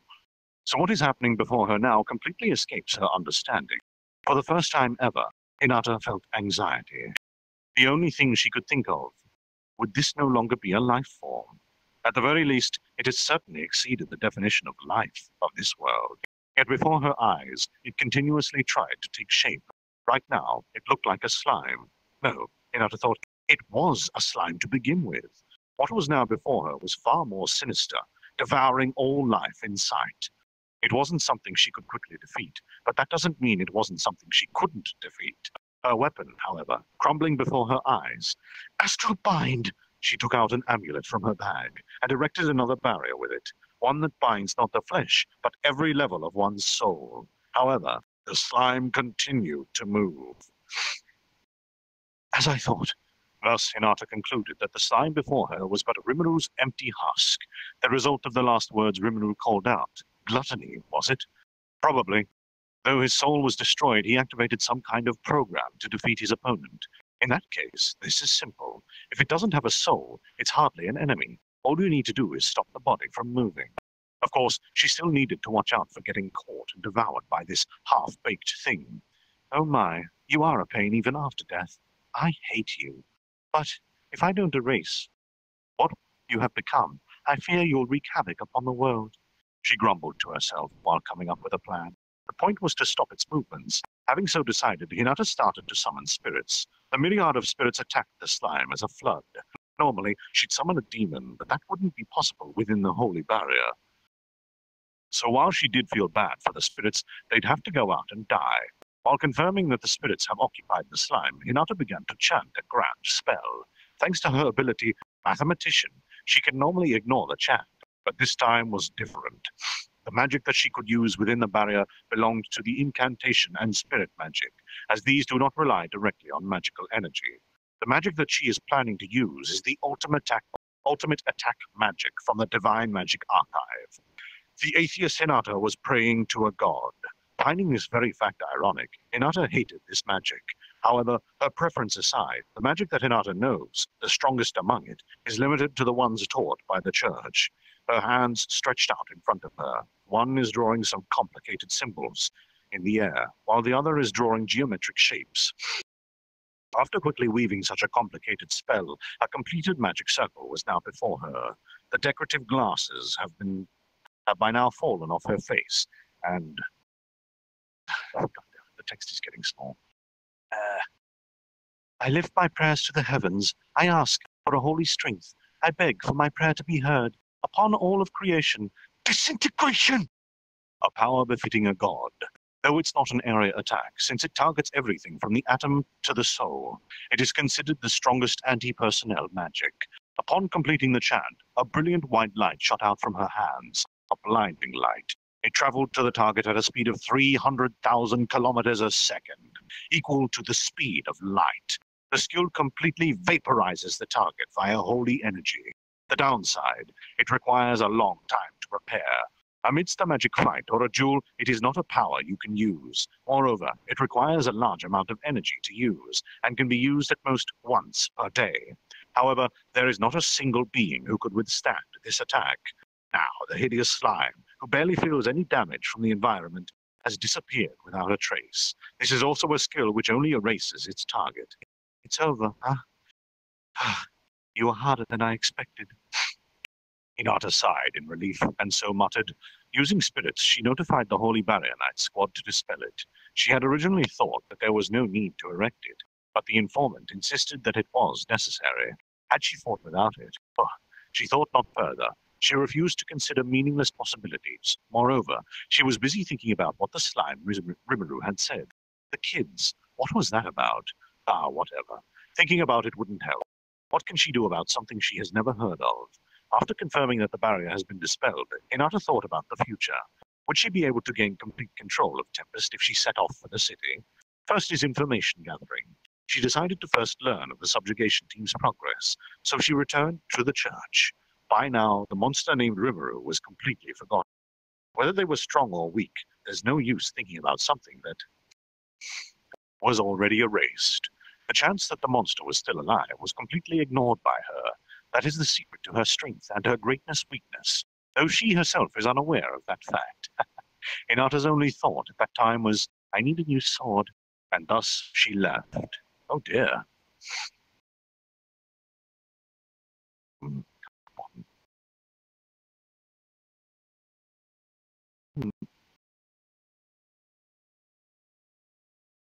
That was the end of that chapter.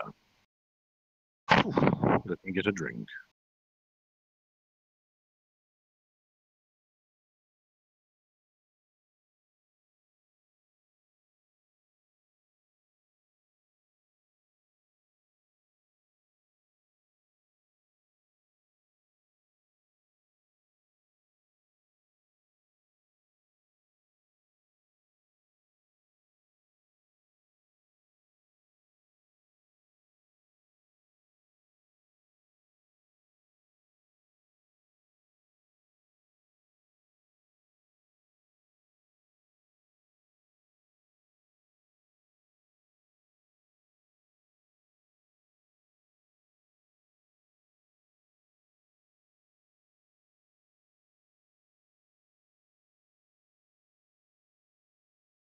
Whew. I have returned. Welcome back. Oh my, there are quite a lot of people here now. Is everyone still doing okay on frames? Yep. Everything's fine. Excellent. Sort of. Sort of. Are you lagging, sir? It may be because I don't have a graphics card. at the I moment. can't see you. I'm not able to see you. Magnanix. Well, I only see I can't four hear you people even with in custom VRChat. avatars. No. If anyone else is having issues with frames or is Definitely the can't audio see you. skipping, please do inform me. We'll get everyone to jump into the shadow form. I can see other people, but I can't see mean, you. Probably would be good to do that now anyway. Mag. Yes. Check pings. Pings? My not playing ping is League here. 200. Discord. Mine is 60. Ah. DMs. All right, give me one moment and I will check the DMs.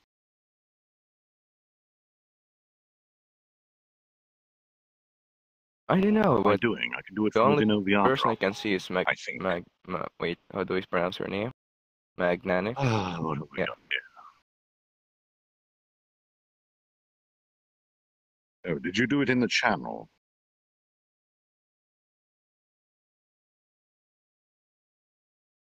Damn it. Things difficult for me.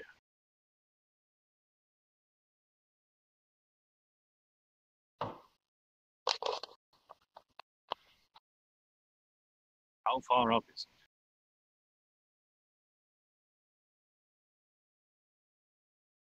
Ah, I see. Yes. I can do this for you. I'm assuming that everyone has already lost certain things because of this, yes? Give me a moment, everybody. Business calls. Ow. So does the desk man. Careful. I seem to do nothing but hit my desk all the time. That's one disadvantage to VR. Yes. If I'm not punching it, I'm hitting the wall. Oh, Magnanix, are you using full body tracking store right now? No, not when I'm doing my reading. Okay, just Are you using like the camera to read a book in real life, or how do you do that with VR?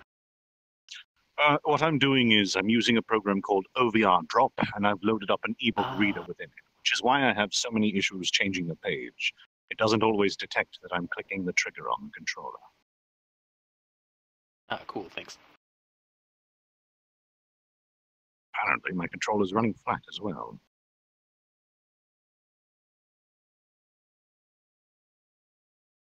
Hi, Dad. Tosha! How are you doing, my glorious summer child? I got off work. Yes! Yay! Just for you, I'll make sure to read another chapter after this one, okay? Yay! Nice. Thank you, Tosha. All right. That is business taken care of. I should not be back here again, Shadow.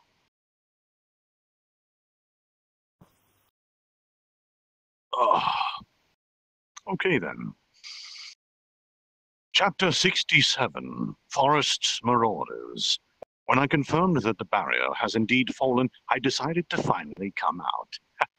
At the exact same moment. Are you well, my master? Branger worriedly jumped out of the shadow. No problems, I tell him while confirming the state of my body. Seems like I'm okay. The skill returned to what it originally was. Seriously, what a screwed-up tale this has become. What a horrible person she is, picking a fight without even hearing what I had to say. Well, I did play along, though. But, contrary to my expectations, I was defeated. No, not defeated. They do say that escape is also a victory. Wise men steer clear of trouble, they say.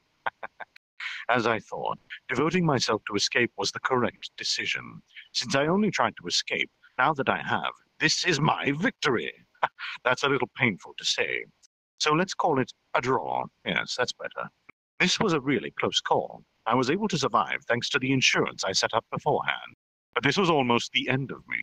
Since I felt overwhelmingly disadvantageous, I created a clone and planned my own escape. Had I used magic energy to make it, she would have found out.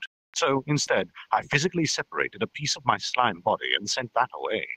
I was able to escape thanks to the minimal activity state, and thus avoided being affected by the battle. But it was still a pain. Had she foreseen my ability to split this way, that would have been the end. But since she didn't know all of my abilities, she couldn't plan that far ahead. And I guess no one would plan for it by default. Thus, I was saved. I timidly left the battlefield and reached what used to be the boundary of the barrier, and thus lost some time. I'd die if Hinata spotted me, so I devoted all of my intention to hiding my presence. As a result, I was able to successfully escape, albeit with difficulty. However, Hinata is way too strong. With that strength, she doesn't need a barrier, but she still goes out of her way to use it just in case. Seriously, cut me some slack, will you? This time, I couldn't even scratch her. She didn't even see a reason to wear armor. Are all world travelers and summoned ones that strong? Seems like there are many skills for me to snatch away. By the way, this fight's harvest includes Hinata's rapier, the skill she used, and data on her magic. Even if Gluttony's rampage mode, Great Sage kept up the data link. Even in. I also ordered it to record data for future reference. Honestly, I didn't believe I could win from the start. Moreover, disintegration is so powerful it sent chills down my back. You can't protect yourself against that kind of magic. Even a multiple-layer barrier will be pierced, resulting in pure death. No joke. I'm really fortunate to have seen it. So, in face of such magic, the only thing you can do is run away, or to interfere with the drawing of the magic circle. It would have been great if I could absorb and analyze it, but I had no such chance. Life isn't that easy, I guess. The moment I saw it, the data link was severed, and just receiving feedback from the clone made me feel dizzy. From what I saw, you can't evade it. Chances are the target is marked by spell, so unless you dispel the barrier, you're a goner. Could Millim endure it, I wonder? Let's ask her next time we meet. That's how much data I was able to acquire this time around. You could even say that this was my victory, but let's just call it a draw. No, I'm not being a sore loser. This isn't the time for jokes. I worry about Tempest. I tried transferring to Tempest, by the way, though shouldn't be a full stop. Though I can feel the destination, I don't feel a response from it. This is bad, isn't it? Is this the weak barrier that Hinata spoke of? I should return as quickly as possible. Off we go, I said to Ranga, and with a heavy heart, I transferred to the cave of the seal. In front of the cave, which was just outside the barrier, gathered Gabble and his troops. When he saw me, I turned the page. Oh, Rimru-sama, we are in trouble, he called out. Seems like my fears were coming true. I can only lament the time I lost fighting with Hinata. I have no time to chat here. Having so decided, I established a telepathic link with Gabble's group, and, while thus conversing, hurried into Tempest. This time, I forcefully accelerated their mental abilities, allowing them to report within a moment. As a result, I unfortunately put Gabble in charge, but this is the wrong time to mind such decisions. Thanks to this, I got a feel for the situation. Here's what happened. About an hour ago, a report came in. They spoke via spirit communications and were thus able to hear the news. A number of assailants have come, it said. Zoe intended to find out their identity via shadow step, but couldn't use it. Moreover, telepathy stopped working as well. So, though slightly panicked, they remembered about the spirit communicators. Created as a spare. We were fortunate that it allowed conversation between the cave and the city. According to the information Gabble heard, the adventurers were also in a state of panic, and approximately 15 minutes ago, the reports stopped coming completely. So Gabble told me. Gabble's group was ordered to protect the cave by Rigurdo, but they were very worried about the city, so were arguing whether or not to send a scout. To send or not to send. They couldn't get their priorities straight, which resulted in a split of opinion. All right, I got it. You guys retreat to protect the cave. Please capture the invaders without killing them. Hi, by the way, Mr. Dunno is asking whether he can make a trip to the Dwarven Kingdom. Have him wait for a bit. When the situation becomes clearer, I don't particularly mind, but right now is no good. Understood. Please, take care of yourself. The telepathic link was cut. 15 minutes, huh? Had it not been for Hinata's meddling, I would have made it. Stealing my heart, I shadow step closer to the city. Chances are, if I leap into the city, I won't be able to leave the shadow. So I leap close enough to fly to it. That leap I was able to make without a problem, and, flying magic set at highest speed, I headed for the city. The barrier spread around the city, put up a resistance, but holding my left hand in front of me, I absorbed a part of the barrier, and thus broke through. After successfully entering the city, I felt the barrier mend behind me. Inside, the magic concentration had dropped significantly, but magic energy properly flows. This barrier is clearly inferior to the holy barrier used against me. What a relief. After entering the city premises, I hurried to the center square. A large crowd has gathered in the city, their faces all gloomy. Something happened, it seems. My heart quickened in anxiety. After noticing my arrival, the group opened a path and knelt before me, and, in this state, a few people appeared before me. Rigurdo and Kaijin. Rimaru-sama, we are overjoyed that you have returned to us. There are matters we must hear your opinion on, so please come this way. They are preventing me from continuing forward. Seems like there's something up ahead. I have a bad feeling about this. Rigurdo, Kaijin, move out of the way. What happened? Nothing. Some small problems here and there, so for now, don't try to hide it. Move. At my command, the people timidly cleared the way. What appeared before me, that scene, countless monsters lay there, men, women, and even children, appearing as if they were sleeping, all dead. I can't feel my feet. What is this? No good. I can't think straight. A total of 100 friends lay before me. All are dead. You're lying to me, aren't you? My mind doesn't focus. Though I have no need for it, I feel out of breath. Though I lack a heart, it beats violently in my chest. What is this? What happened? My voice escapes my lips, a cold voice that can be heard from far away. I felt my heart grow cold. Rigurdo explained to the trembling me. A while ago, we were attacked by a group which identified themselves as the followers of the Western Saints Church. We suddenly lost contact with other groups, and due to the sudden lethargy, we felt... Furthermore, we were attacked by a group which disguised themselves as adventurers. Western Saints Church. The group Hinata spoke of arrived faster than I expected. Next, a hobgoblin elder continued. As you have ordered, we welcome the humans with respect without harming them. Fool! Are you trying to say this is Rimaru-sama's fault? Rigurdo countered, enraged. Please forgive me, I meant no such... A distant apology resounded, but it did not reach my heart. I see. My order, my words caused this. I am a monster who used to be human. I just wanted to get along with humans. Reality is far more cruel. Then what should I be doing? Who knows? Think for yourself. A voice rang inside my head, denying responsibility. But I will not permit it. I am the cause of this tragedy. The responsibility is mine. I felt extreme regret and bottomless anger well up within my heart. A few moments of silence. Calling a conference of elders, we reconfirmed the situation. Even in this shaken state, my mind was able to properly assess the situation. First, there were 10 assailants. In 10 minutes, they were able to kill 100 of us. By the looks of it, the group that set up the barrier remained outside of it, so their actual numbers are unconfirmed. This is what they said. The West Saints Church has condemned this city as a den of monsters. Within a week, along with the Farmers' Kingdom, we shall cleanse this land. We are led by the great hero, King Edomarisu. If you choose to surrender, we shall guarantee your lives and existence in the name of our God. Cease the pointless struggle and surrender. Otherwise, only death awaits you. O wise adventurers, you should know with whom justice lies. We hope you shall choose wisely. That is all. They said, and ran out. And while screaming so, they mercilessly slaughtered women and children. Benimaru seemed like he had something to say, but was holding it in, his face clearly in pain. But for them, who are in charge of taking care of the city, such a thing would never have occurred were it not for my order.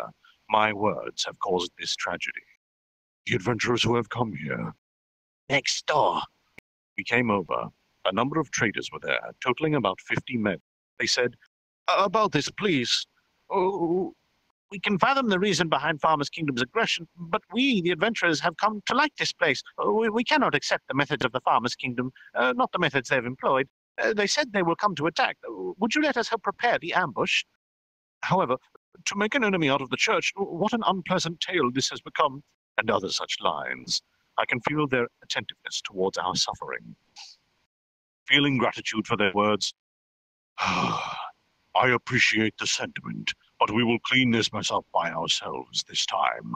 Rather, I would like you to bring news of this back as soon as possible. In that case, shouldn't we just send a messenger? That's no good. Why? I explained my thoughts. Rather, what I suspect the people lying in wait are thinking. That we are bloodthirsty monsters. They will kill the messenger themselves and pin the blame on us. So I told them. I see. That does make sense, but would they go so far? The church, which stands for justice? No way, they replied. But no, wait a second. I remembered. Those guys might have been the infamous Blood Shadows. Remember how they even killed children without any hesitation? What? That room. I don't know who's talking. What? That rumor, huh? I see. That does seem like their work. Are you kidding me? To think they actually existed, even though a declaration of war imminently followed? Well, that's just what you'd expect from the Blood Shadows, you know? Considering their enemies are monsters. My bad. They suddenly got noisy. Seems like there's a rumor about a secret squad serving the church, a group that would laugh amidst a slaughter. Fanatics. But if that's the case, then we've got a troublesome opponent on our hands. So, because we are monsters, they aren't recognizing us as a country, but simply treating us as a subjugation request, which is why the adventurers should all leave right now. If they stay behind and die, they'll claim that we had done it. When I so told them, they reluctantly agreed. So we had them quickly pack up and prepare to leave the city. Rigurdo offered them to use our carts and wagons. Thus, with many parting words, we saw off our guests from the Brummon Kingdom. They promised to let the country know and come back with reinforcements. But will that happen?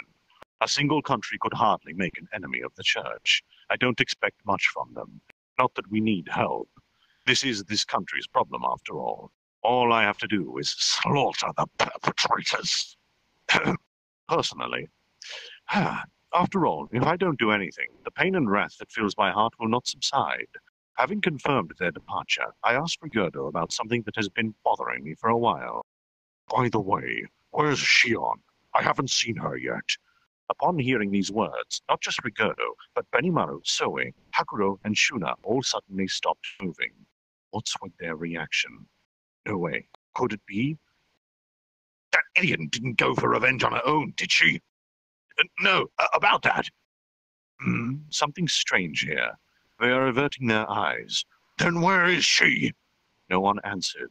If I look closely, Shuna is stifling tears. I've got a bad feeling about this. Dread creeps up from the dark corners of my mind. But there's no way. Please tell me that there's no way. I got it. I won't be mad, so just tell me where she is. I asked from Shuna. I understand. This way. I'll lead the way. Nodding at Benimaru, wrong person. I understand. This way. I'll lead the way. Nodding at Benimaru's words, I followed him. To the center square, there was a girl lying among the fallen, covered with a white cloth that didn't stand out from the rest, so that I didn't notice it. It did not stand out. Haha, to think that I haven't noticed. I can't laugh.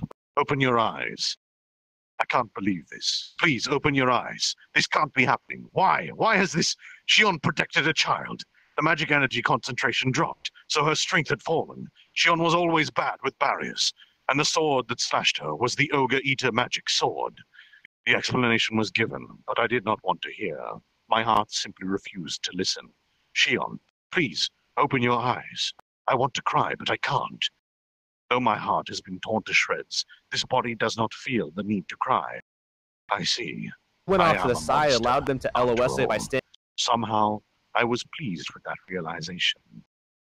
Sorry, can you leave me alone for a bit? At these words, they all dispersed. For a bit, Shuna hugged me while crying, but then followed the rest.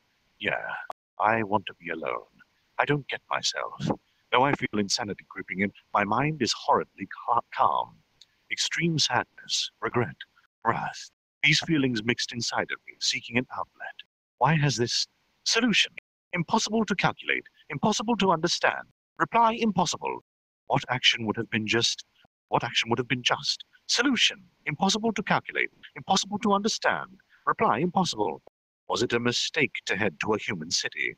Solution. Impossible to calculate, impossible to understand. Reply impossible. Hey, was I wrong? Solution. Impossible to calculate, impossible to understand. Impossible to reply. Behold, the great, great sage is unable to answer, screwing with me. If this weren't my city, I would let my anger rage. I would trample everything in my path. Stop screwing with me to steal someone important from me.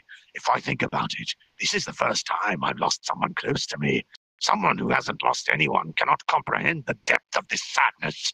Now, for the first time, I felt pain far surpassing the tearing of flesh. Pain resistant? What a joke. It's useless. From within me, strong magical energy surged along with my emotions. Unable to withstand it, a crack appeared in the anti-demon mask, now appearing as if a tear was flowing down my face. And then night came unannounced. I look up at the moon. What should I do? There's no answer. Though my head is clear, I think of nothing. I kept looking at the moon, searching for an answer, but none was given to me. Still, as if I were a fool, I continued this meaningless act. The light of the moon could not reach me. I think someone's about to go bonkers. Oh, that was the end of that chapter. One more and then we will call it. Let me get a drink.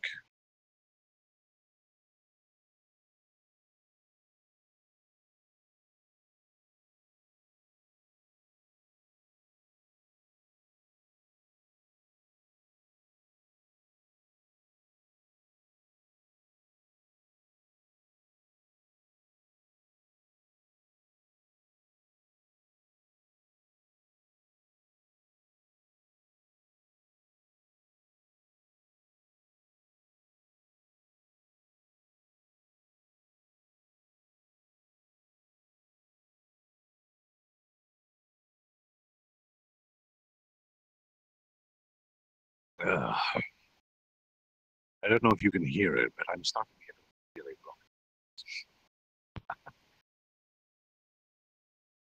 wrong. All right, let us continue then.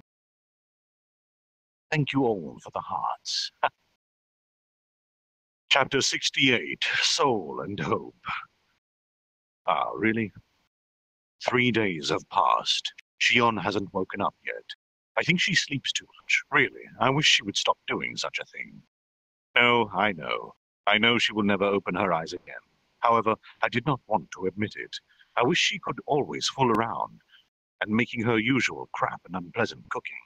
But such wishes will not come true, because a dead person will never come back again. Notification. The analysis of the barrier that covers the surroundings has ended. Cancellation is possible. Do you want to execute it? Yes? No? No, you may not execute it yet. It seems that the analysis of the barrier by Great Sage had ended. It took more time than I thought. Perhaps it's due to the size of the barrier, which covers the whole city. It might have been because I ate a part of the barrier earlier that I was able to completely analyze it. Whatever. The barrier too, I just don't care anymore. What is the result of the other investigation? Notification. The search result not found. Magic related to reviving the dead was not discovered. Ah, is that so? No, that might be so, yes. There's no way such convenient magic can be discovered so easily. It's only natural. But perhaps there could be another way. Couldn't there be? It's useless to think about it. Even if this is a struggle in vain, I won't give up on it. Shion hasn't opened her eyes. Isn't it natural for her to sleep? However, I will muster all my abilities, and I will find out whether there is a way or not. With my magic power, I shall protect her body, and not just Shion's, but also the bodies of all the people that are sleeping here. This way their bodies will not decompose. Their bodies will be sustained by magic power. They will never disappear. It might be useless. It might be a useless thing to do. However, I'm still hung up on revival. But still, no results. According to the magic book I obtained from the school, revival magic doesn't exist. Is that so? I expected as much. I'm praying that you all will awake someday, so please sleep inside me for the time being. So I thought, as I tried to absorb everyone. Donna, I'm sorry I'm late. Rimuru, Donna, how should I put it? While calling out to me, some people are approaching. Just give me a moment. I immediately get back on my feet. Also, I thought, Rimuru-san, you see, although the possibilities are low, more than zero actually, there are several fairy tales about reviving the dead. Hearing those words, I feel my alienated mind struck back with a click. Okay. I could sense my mind returning to my body. Please, tell me the details, Ellen. I turn around and face the three adventurers. As long as there is a possibility, I will not hesitate to take it. Ellen nods and begins her stories. It's a bit of a somber tone to start the chapter on. She tells the stories. I heard Ellen's stories. Although they are only fairy tales, they seem to be based off the real events. The first story went like this. A legend of a girl and her pet dragon. Once upon a time there was a girl who helplessly watched her dragon die. The girl lamented the death of her pet dragon, who was her sole friend, and in her fit of rage, she, alone, destroyed the country responsible for the death of her dragon. In that country resided 10,000 souls. Thus, the girl evolved into a demon lord, and at that moment, a miracle occurred. The girl's soul became connected to the dragon's. As the girl evolved, so did the dragon. However, the miracle only reached that far before it had ended. The dragon's soul had already disappeared when it died. Lacking a soul, it revived as a wicked chaos dragon. As if it was answering the girl's wish to bring calamity to the world, it transformed into a wicked dragon. When she awoke from her fit of rage, the girl had become a demon lord. Even though she was grieving, she made the decision to personally seal the chaos dragon, who was both her pet and soul friend. And so, the story ends with the girl sealing the dragon. Besides that one, there was a story about a vampire girl who revived after her blood was drained, and one about a spirit magician who was brought back to life. In every story, the character who was revived suffered a great change in their personality, like they had become a completely different person. These had been written in prohibited and forbidden books. The only copy of these books existing was in the secret library of the sorcery dynasty of Sarian. The first story sounds like two characters we know. But it doesn't matter, so the problem now is evolution, huh?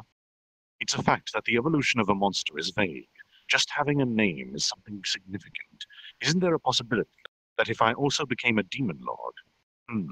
However, it's meaningless if the monster lacks a soul. But no, wait. Currently there is a barrier surrounding this area that no monster can pass through. If you really think about it, isn't there also a possibility that the soul won't become dispersed? Solution. The possibility that Shion's and the other's souls still exist is a 3.14%. Isn't that pi? Not that. The possibility sounds low, but to me it sounds tremendously high. There's a 3% probability to revive them from the dead. It's something to be believed in. After all, I won't believe that the stubborn Shion can die just like that. I must bear it. At last, I see hope. Now, the problem is how to accomplish this. Whether or not it's possible for me to become a demon lord, however. Solution. Master has already fulfilled the conditions for a demon lord seed. To fulfill the condition for evolving into the demon lord, for the seed to sprout, it is necessary to sacrifice 10,000 human beings, or souls. So that's it. Easy. To think becoming a demon lord is so easy. I just need to dispose 10,000 pieces of human trash. What an easy job. And if it's still not enough, I'll just need to dispose some more. Right. Fortunately for me, the food was already here. The wheels had turned. At that time, Ellen, for sharing those stories with me, you have my gratitude. However, is it all right for you to let me become a demon lord? I stare at Ellen while saying that. Ellen cast down her head and became silent. Then she raised it, and with resolve in her voice replied, I originally come from the sorcery dynasty of Sarian. To be honest, I yearned for the freedom of an adventurer. But it's fine. Right now, I also want to help Shion out. The church is unforgivable. Being a monster automatically makes you evil. I really hate that kind of thinking. I'm sharing with you because I already understand that things will not stay the same as they were before. Even if I continue on as an adventurer, surely it'll only cause problems for the Freedom Association. So, you see, I have decided to join this country. I want to spend the remainder of my life in this country. That's okay, right, Rimuru-chan? Hearing those words, Cabal silently shakes his head, and Guido stares at the sky with his eyes closed. I look at them as if waiting for their response. Well, if Ojo-sama says so, as your bodyguard, I won't object. Yes-san. No, Ellen-sama, are you sure this is what you want? The two of them look at Ellen resolvedly. It seems they are not just mere adventurers. Ellen, her real name is Eryun, and she seems to be a noble from the sorcery dynasty of Sarian. She studied at the Royal Capital Academy, afterwards leaving the country because she yearned to be an adventurer. Her two bodyguards followed her. It's possible that when Rimuru-chan becomes a demon lord, my whereabouts will be leaked. Come on. There's no way the Intelligence Bureau will leave that information alone. Even if I refuse, the country will try to bring me back. So, you see, I want to help the best I can. Until the last minute, I want to see how this will end with my own eyes. She stares at me with serious intent. I already obtained the needed information. I don't know how much the response of the neighboring sorcery kingdom of Sarian will influence this country, but I can't disregard the fact that Ellen may be forcefully taken away.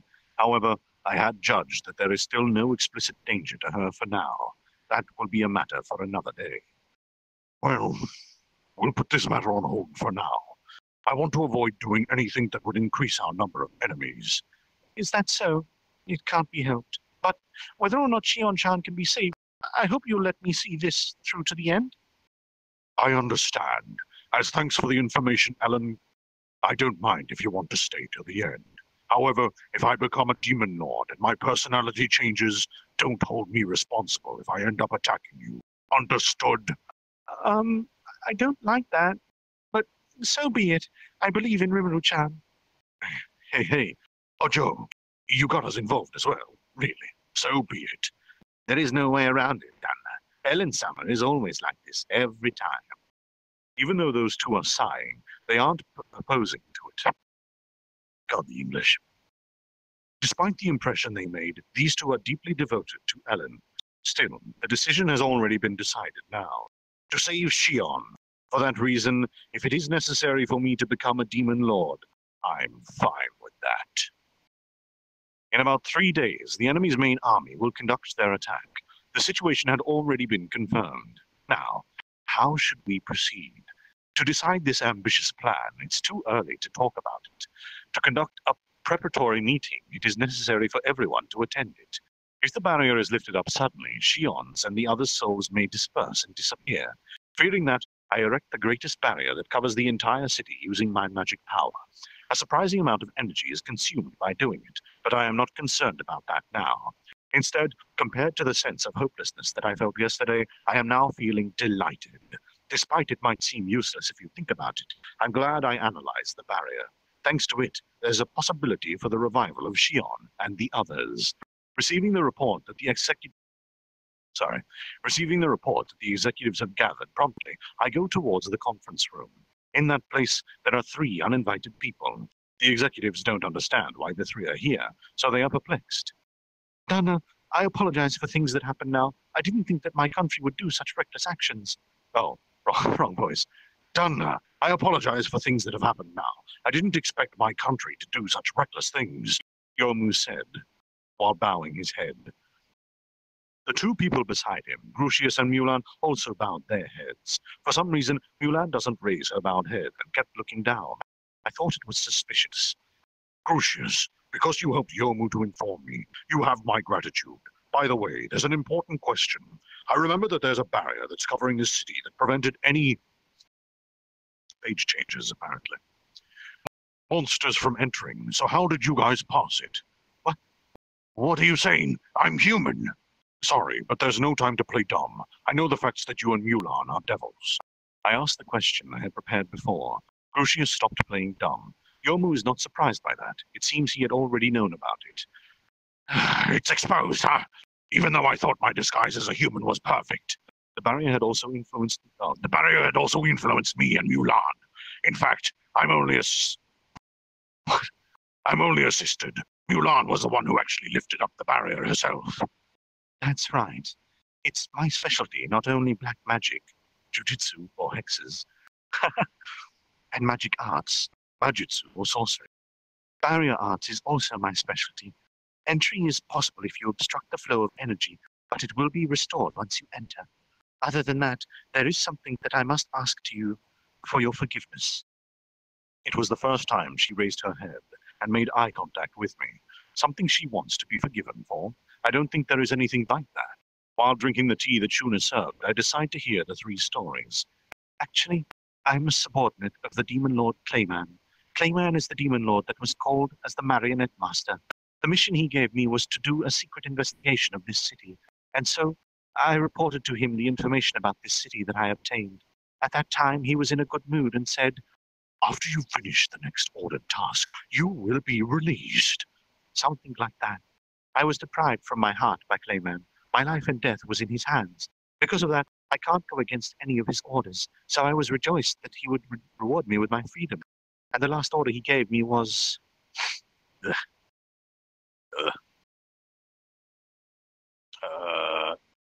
Yomu and the frontier garrison suddenly received a summoning order to return and report. Is this... Hold on. One moment, sorry. Oh, yes. No one's actually saying this. It is narration. I don't like how it breaks over pages. Yomu and the frontier garrison suddenly received a summoning order to return and report. Even if it sounds strange, all of them couldn't disobey the order, and so they returned to the Earl Fiefdom in Farmer's Kingdom. Then, when they entered the Earl Fiefdom, they noticed that there were a lot of soldiers. When the scout returned with the information which said there will be an attack on the monster's country, Yomu, that recognized this as Rimuru's country, immediately asked Crucius and Mulan to relay this information. Those 2 are new recruits. They are also not the Earl's subordinates, so their faces haven't been known yet. So they can be left out from the Earl's summons. Receiving their orders, Crucius was to report to me, while Mulan was to inform the city. But then the tragedy occurred. The reason was because the report from Mulan never arrived. That was the reason why Mulan is asking for my forgiveness. The cause why she never sent the message was because she received Clayman's orders. This is what Clayman had said at that time. It has become interesting for a war between humans and monsters to occur. What an ideal development. Mulan, this is my last order. Don't relay the message to the monsters' city. Human and monsters detest each other, so induce them so they come to war.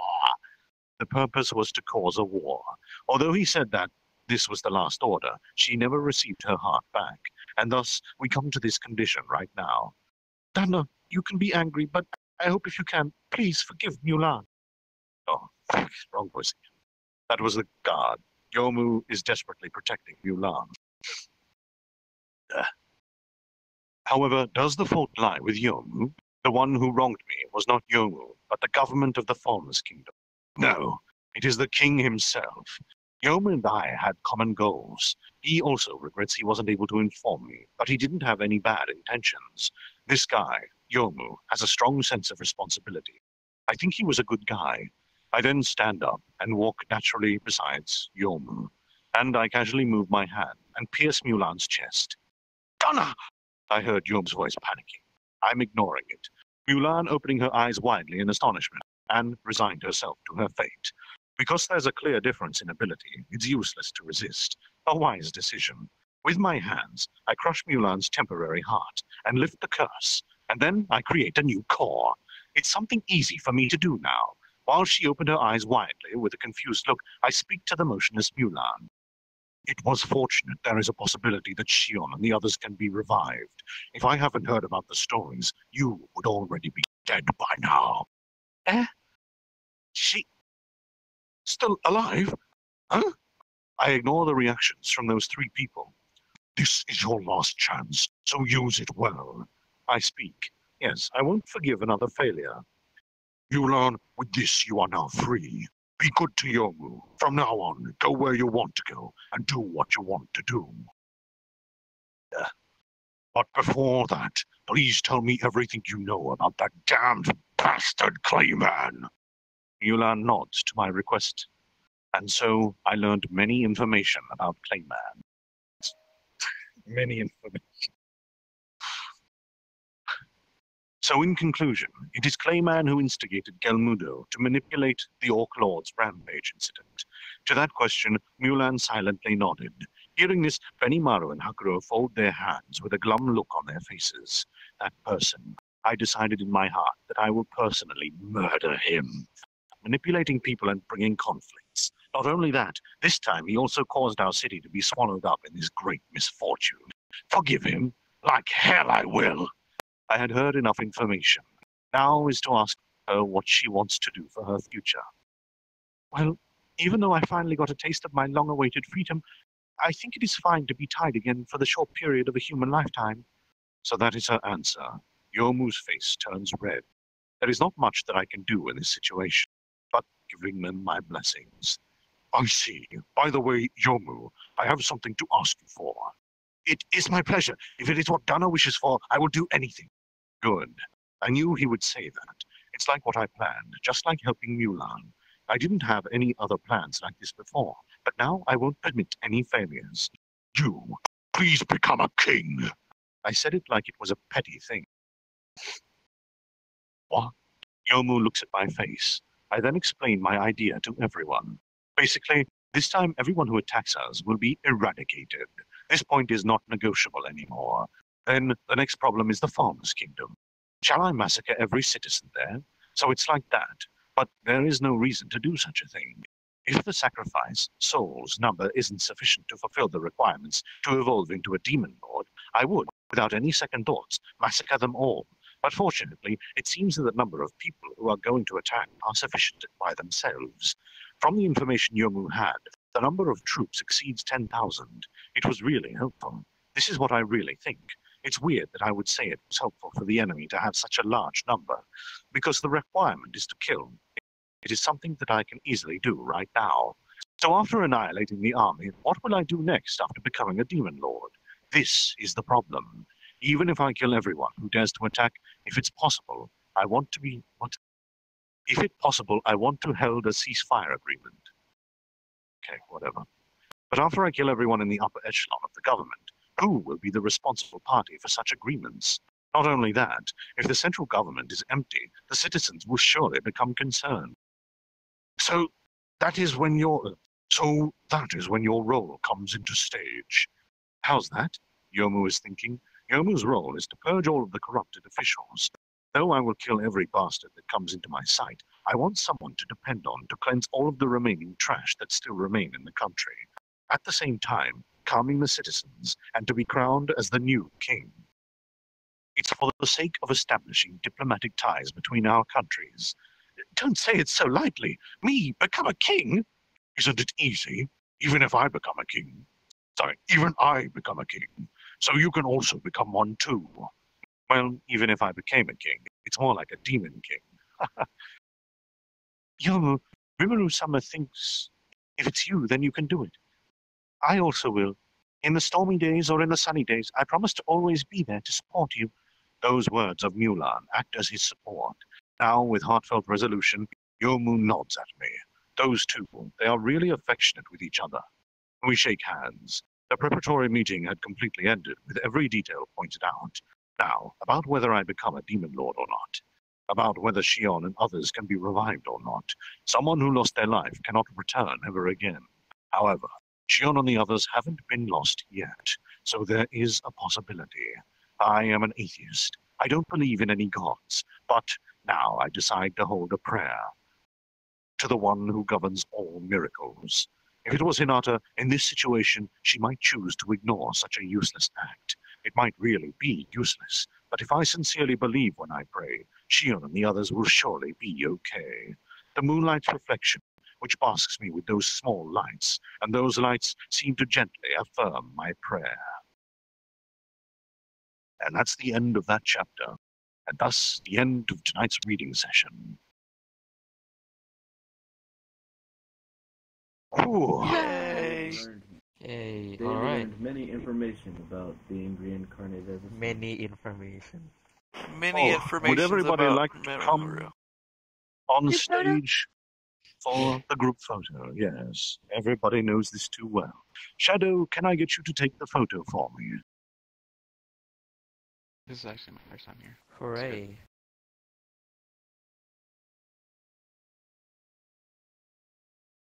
But we got avatars loading now. This time, Shadow, you might also want to take one that has name tags on as well. Otherwise, it's just a group of shadows. Daddy! Tasha! Stand in the chair.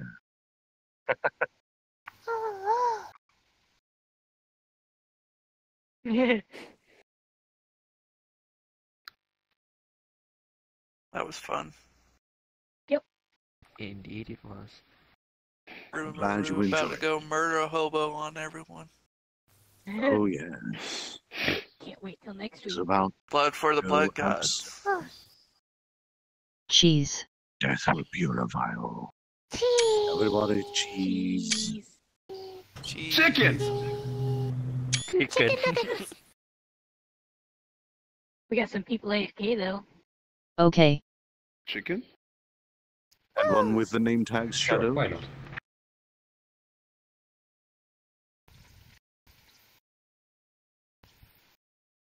Yes.